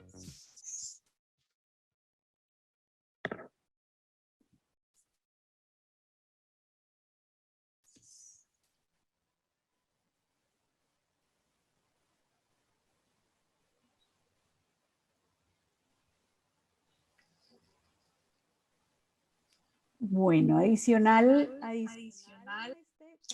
Besides this work with validation experts, so we start looking for a way to be closer in regards to the pandemic and the lockdowns. We were all being part of this lockdown, and we started to open our social networks. We open our social networks. In 4 months, we have 7,000 followers. Social networks that really help us to talk about sugar with balance in different subjects and matters essential that we have thought. One was the social well-being, the other one was the emotional well-being, another one has to do strictly with subject related with nutrition. Some others have to do with movement, and the next one have to do with mental balance. So we started using these subjects and matters in order to develop this approach with the social networks.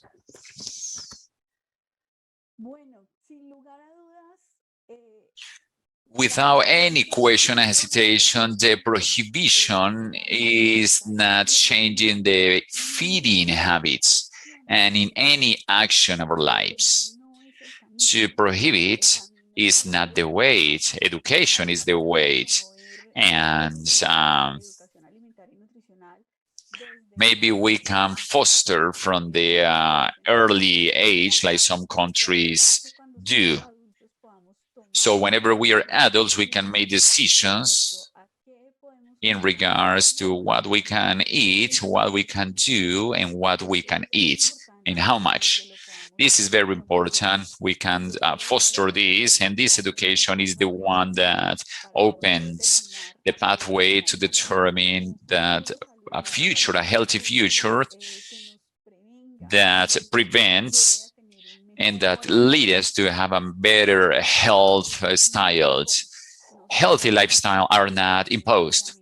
They are not done by regulation or conditions or with regulation that actually require us for having a healthy style, because the healthy lifestyle is a personal adoption, and it's an adoption that comes from the culture, that comes from our families. And right there, we need to talk about some other subjects and educational subjects. Lastly, I would like to say that Sugar with Balance started, but it needs to continue, it needs to go on. Sugar with Balance, it's been a successful experience with the consumers in the first moment. In a year, for example, with many difficulties and issues, with many challenges and challenges towards the future, very important challenges to continue with this exposition that we need to have towards education and to the consultation of healthy lifestyles.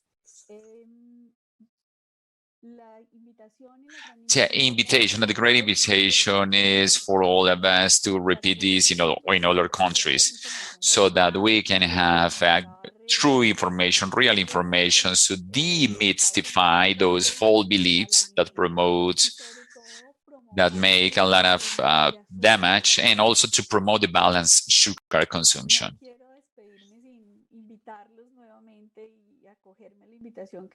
So I want to continue with Dr. Calero invitation. Sugar with Balance or Azúcar, www.azucarbalanced.com at Azúcar con Balance. So it gives an educational platform with calories. In that recommendation, you will find with this OMS recommendation, and you can follow us at Azúcar with Balance in all the social networks. Thank you. Gracias, doctora, por esa presentación tan interesante. Thank you very much, Dr. Forero. This is a very, very important subject for the International Sugar Organization, and I do believe that we don't have a country member that hasn't suffered the war against the sugar. I also believe that it's unfortunately that for many years that the industry was doing the ostrich trick, just putting the headings and maybe thinking that eventually in the future the problem would have disappeared. Unfortunately, as you know, better than ever, it is even worse now.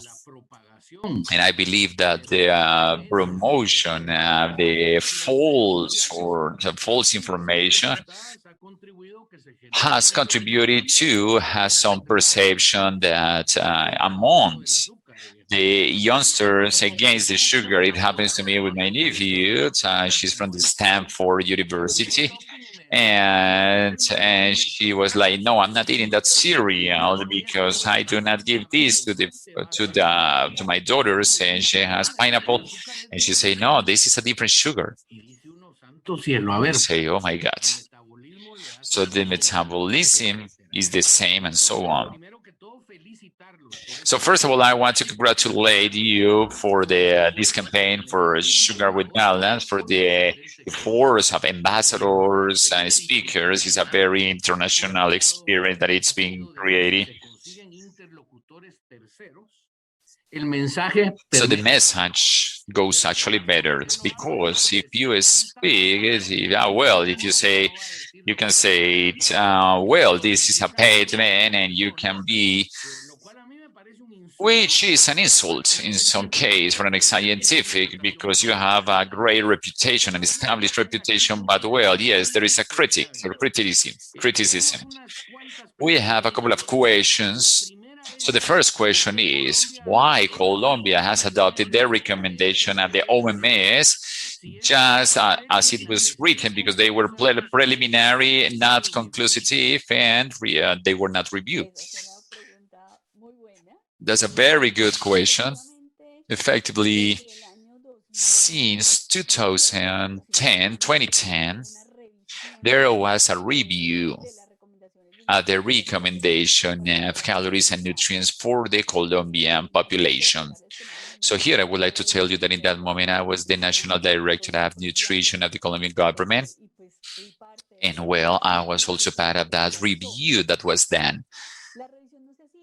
The review hasn't been done since 1957. The last review that existed was the one done in the 77, and then we have this last review. Given the context of the support of the OMS in all the review, and besides that, the structures of working with the OMS that the Colombian government has, it's adopted their recommendation, the firm recommendation of the OMS in the new recommendation of intake of kilocalories and nutrients. Right now, let's say that there are a debate related with if Colombia was prepared for adopting this recommendation or not.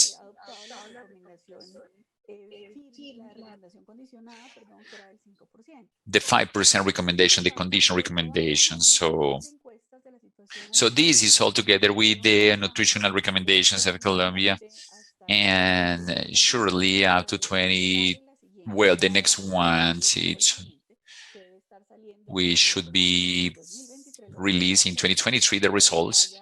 So maybe there will be some kind of modifications, but in the moment of the decisions, it's decided to adopt the recommendation, the firm recommendation of the OMS. That is what the Colombian government did.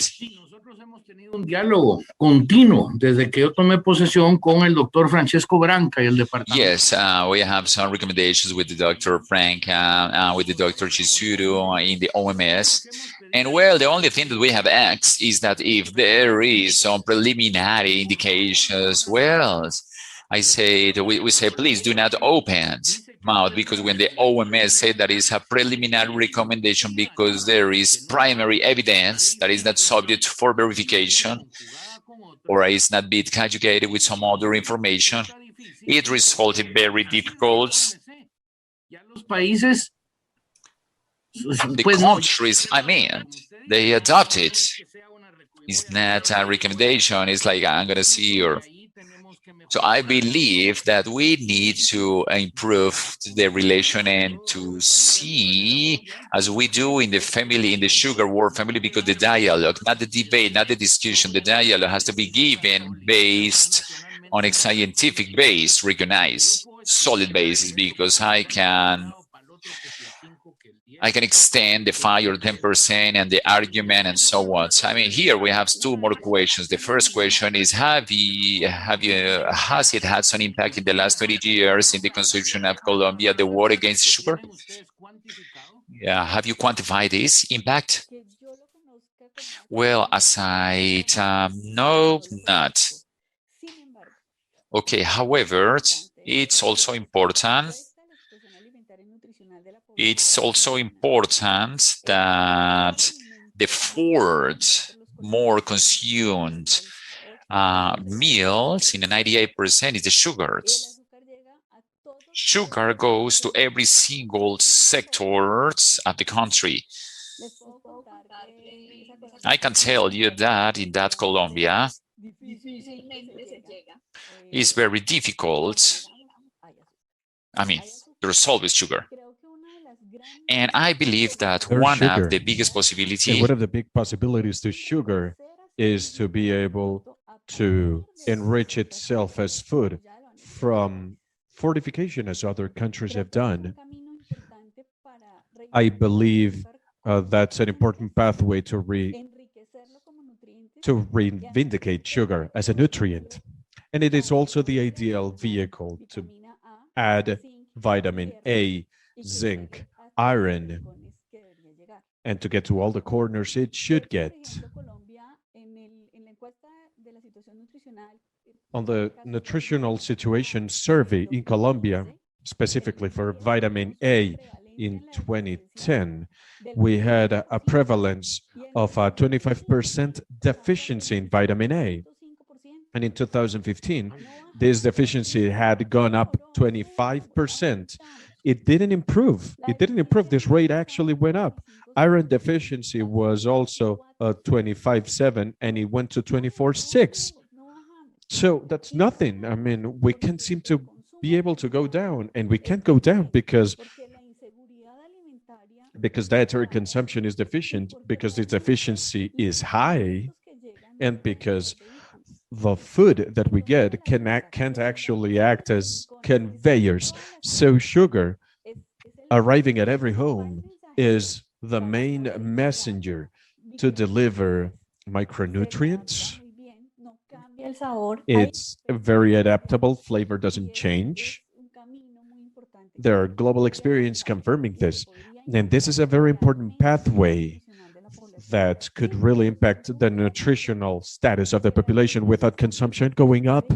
Because as part of this survey, we saw how the highest consumption in Colombia, which is the northern coastal region of Colombia, the biggest sugar consumers, aren't even actually consuming sugar at the rate that the WHO is recommending it.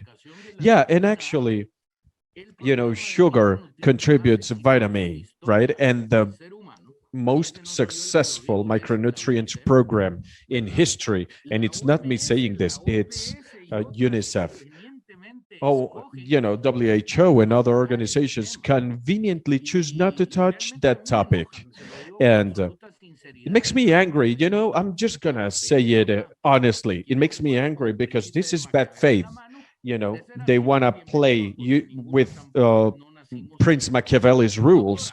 And I mean, we weren't born yesterday. All right, so I have two very brief questions and I'm going to connect them. One says, what is the best way to communicate or to convey sugar's nutritional value? And that's no easy feat, obviously. And the second question is, what sort of positive effect do you think that campaigns such as Azúcar Balance have had in order to improve the public's acceptance of sugar and to raise sugar consumption levels in Colombia? All right, let's go to the first question first. More importantly, we need to frame education on healthy lifestyles, because healthy lifestyles are synonymous with sugar consumption, believe it or not. It's not just about consuming sugar, but rather sugar is a portion of a healthy lifestyle. And there are moments where sugar can actually contribute to overall nutrition. And it also plays a role in physiology, which is why it's so important.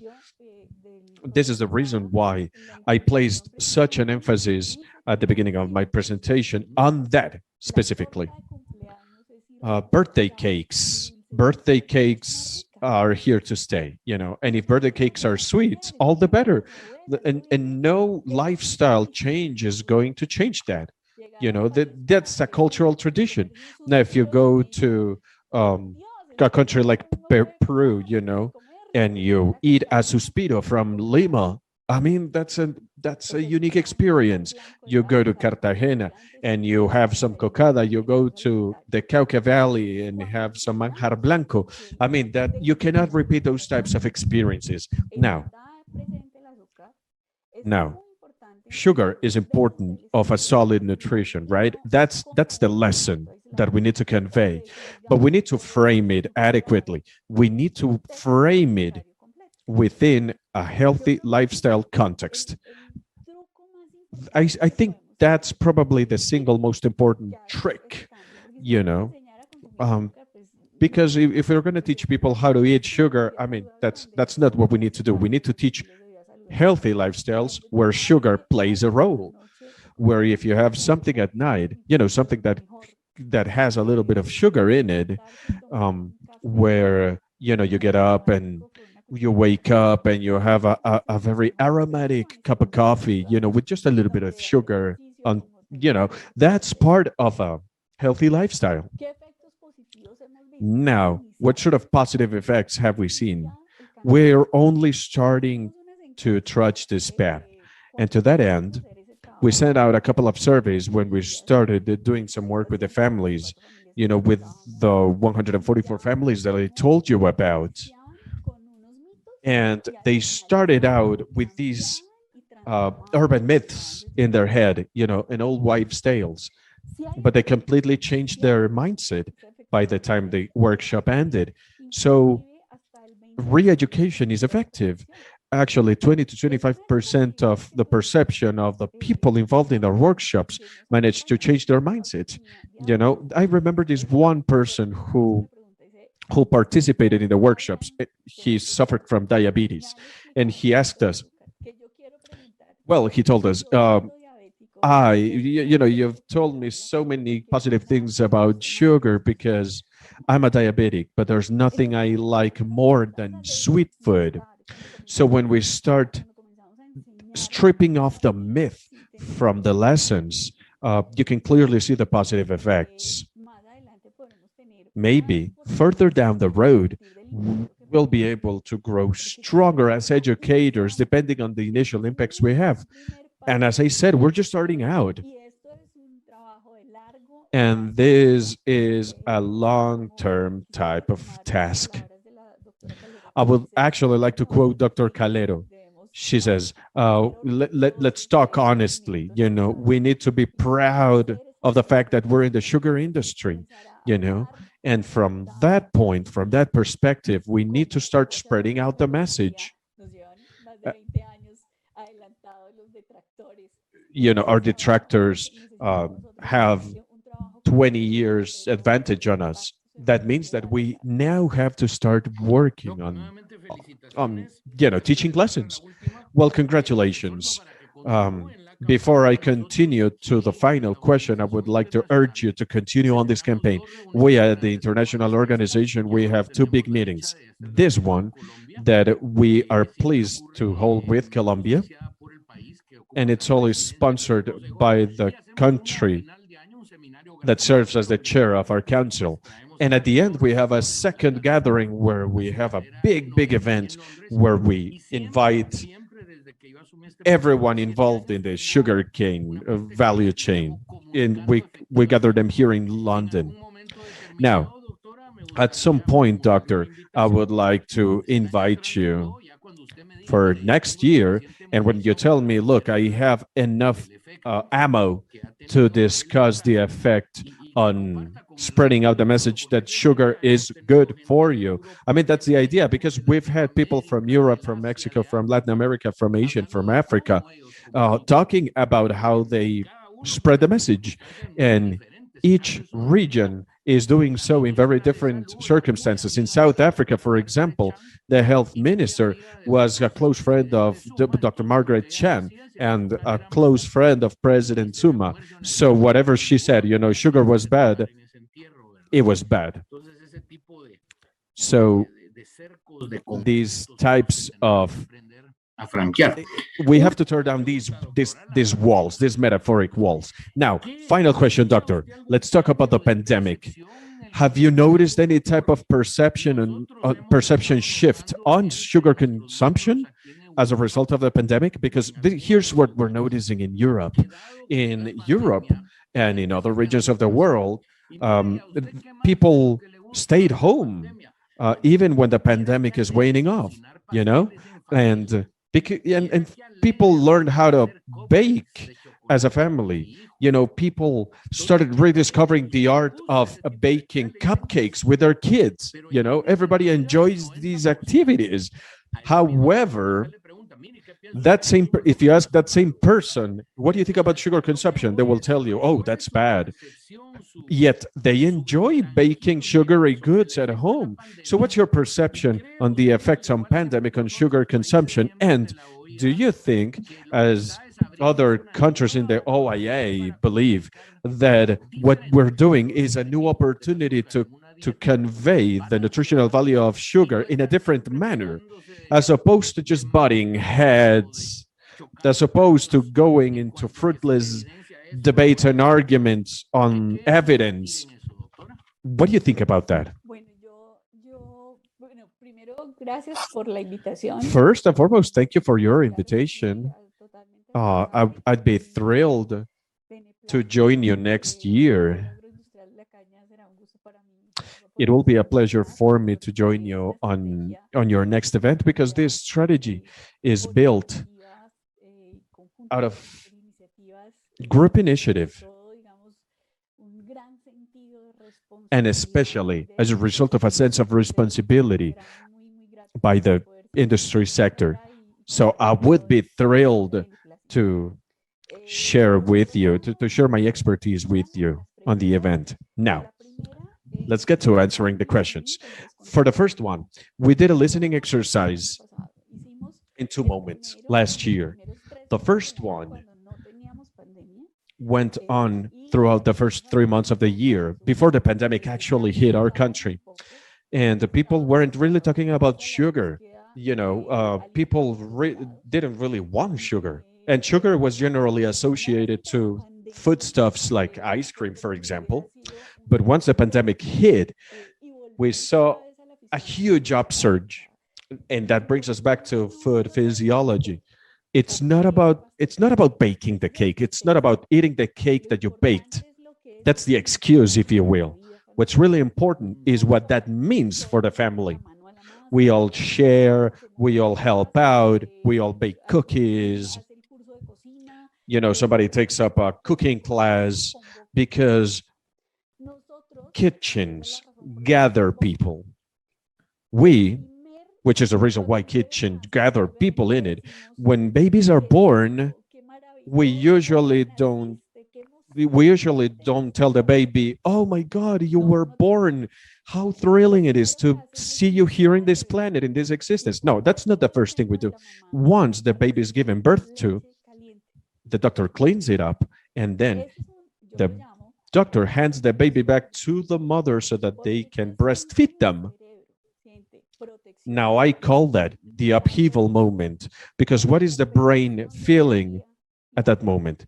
It's feeling warmth, a motherly embrace, and an energy recovery. So, food is precisely that throughout life. It's warmth, it's feelings, it's emotion, it's an embrace, it's a motherly embrace. What sugar does in our body from the nutritional point of view is to connect those emotions. We were born eating and we will die eating. All throughout our lives, the big moments on our lives happen around a plate of food.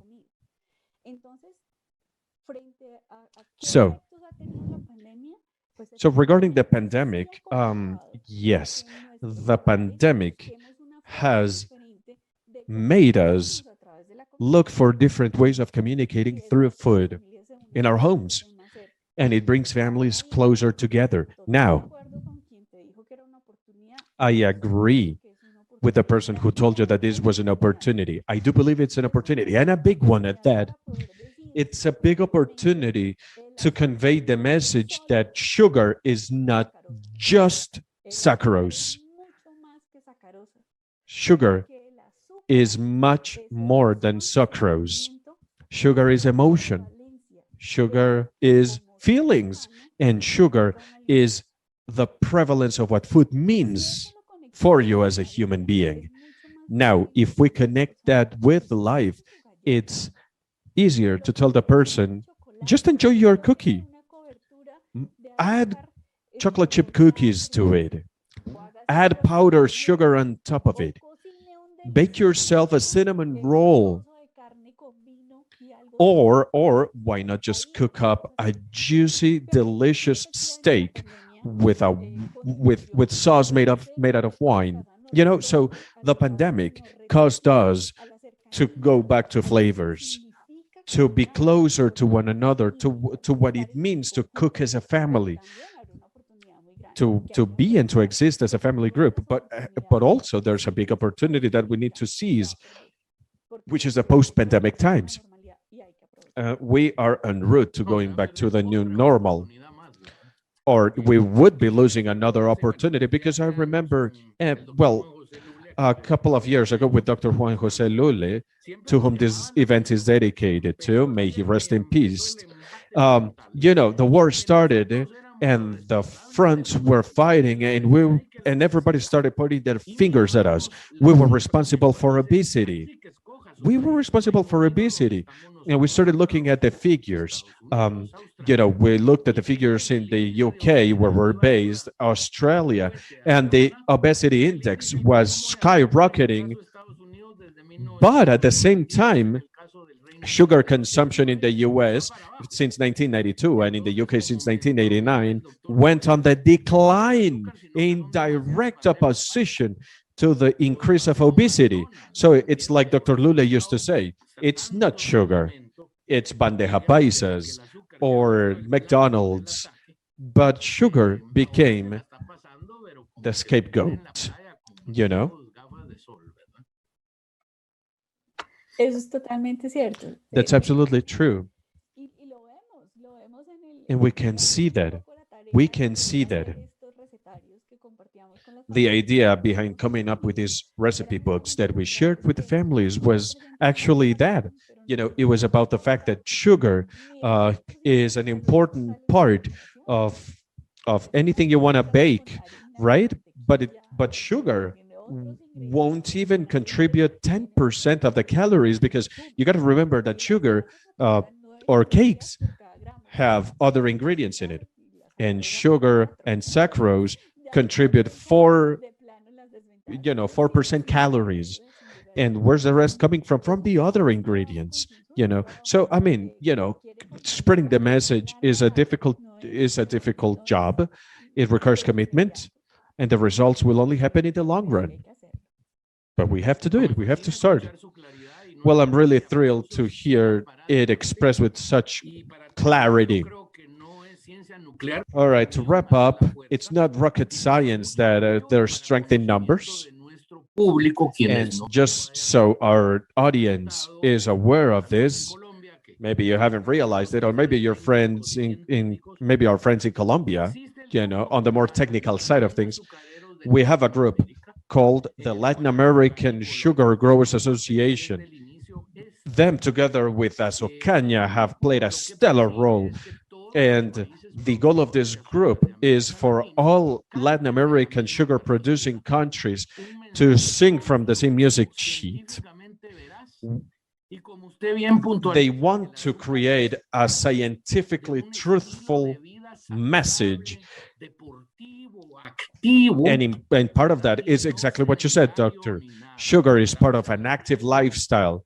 We need to break this association between sugar and couch potatoes, And I believe that as UNALA, which is the name of this organization of Latin American countries, continue doing what they do, and as long as countries like mine, Guatemala and Colombia, continue pushing forward, we will see success. And as you said, this is not a short-term fight. This is not a one-round boxing match. This is a marathon, not a sprint. And we need to use patience and perseverance in order to defend what we think is ours and to defend our sugary heart. Doctora, mil gracias. So, Doctor, thank you very much once again. Thank you. Thank you to the organizing team. I would like to thank you all. And please keep in mind that I'm heavily committed with Azúcar con Balance, Sugar with Balance. Sugar with Balance is a campaign that is like a son to us, And we want it to grow big and healthy and strong in several different spaces. More importantly, our consumers should understand and accept and get to know and become informed about how to correctly consume sugar. It's possible. It's possible for all of us to consume sugar responsibly. Do we have to do it responsibly? Yes, we do. This is something that we can't give up on. And a lack of information can't win. Truthful information must prevail. And it's not just sugar. Sugar is much more than just a foodstuff. It's many different things, many different additional wonderful things that are worthy of showing to people. Sugar is closely related with working out, exercise, healthy lifestyles. Sugar is really important at that. Thank you very much, Dr. Forero. May God bless you and have a fantastic day. I really appreciate your contribution. I consider that we're ending the first International Workshop Day to end on a high note. First day of our international workshop. I can see, although I can't see you, but I know that a lot of you are laughing about me getting all fired up about sugar and nutrition. You know me well enough. That's a key topic for our industry, and one that ISO, as long as I'm here, will continue to hold as a high priority. It's within our mandate, within our agreement, that we must promote sugar consumption. And if we do it in a balanced and healthy way, so much the better. But we cannot afford to turn our cheek the other way, to pretend that nothing is going on. We need to stand up for the truth. We need to stand up for sugar. With this, we are going to conclude today's deliberations. I want, on behalf of all of us at ISO and the organizing committee, to offer our most sincere apology for the problems we had, few of them there, with the signal. We lost power back in Colombia, and with the sound. Believe me, those are little hiccups in what overall has been a tremendously successful day. And we will not stop working until we make 200% sure that they have been addressed and that tomorrow we will have not only a productive day, but a trouble-free day. May God bless you all. Thank you so much for joining us in this Colombia 21 International Workshop. Thanks again to our speakers. You were tremendous. I mean, it's hard to find words to express what I want to say, and this comes from someone who goes to conferences day in and day out. You did an awesome job. Thank you very much. Thank you to our interpreters and our technical team. We will see you tomorrow, as Batman used to say, in the same channel at the same time through the same frequency. 8 a.m. Colombia time, 1 p.m. Greenwich Meridian time. We will tackle day 2 with some great international and Colombian speakers. Thank you very much.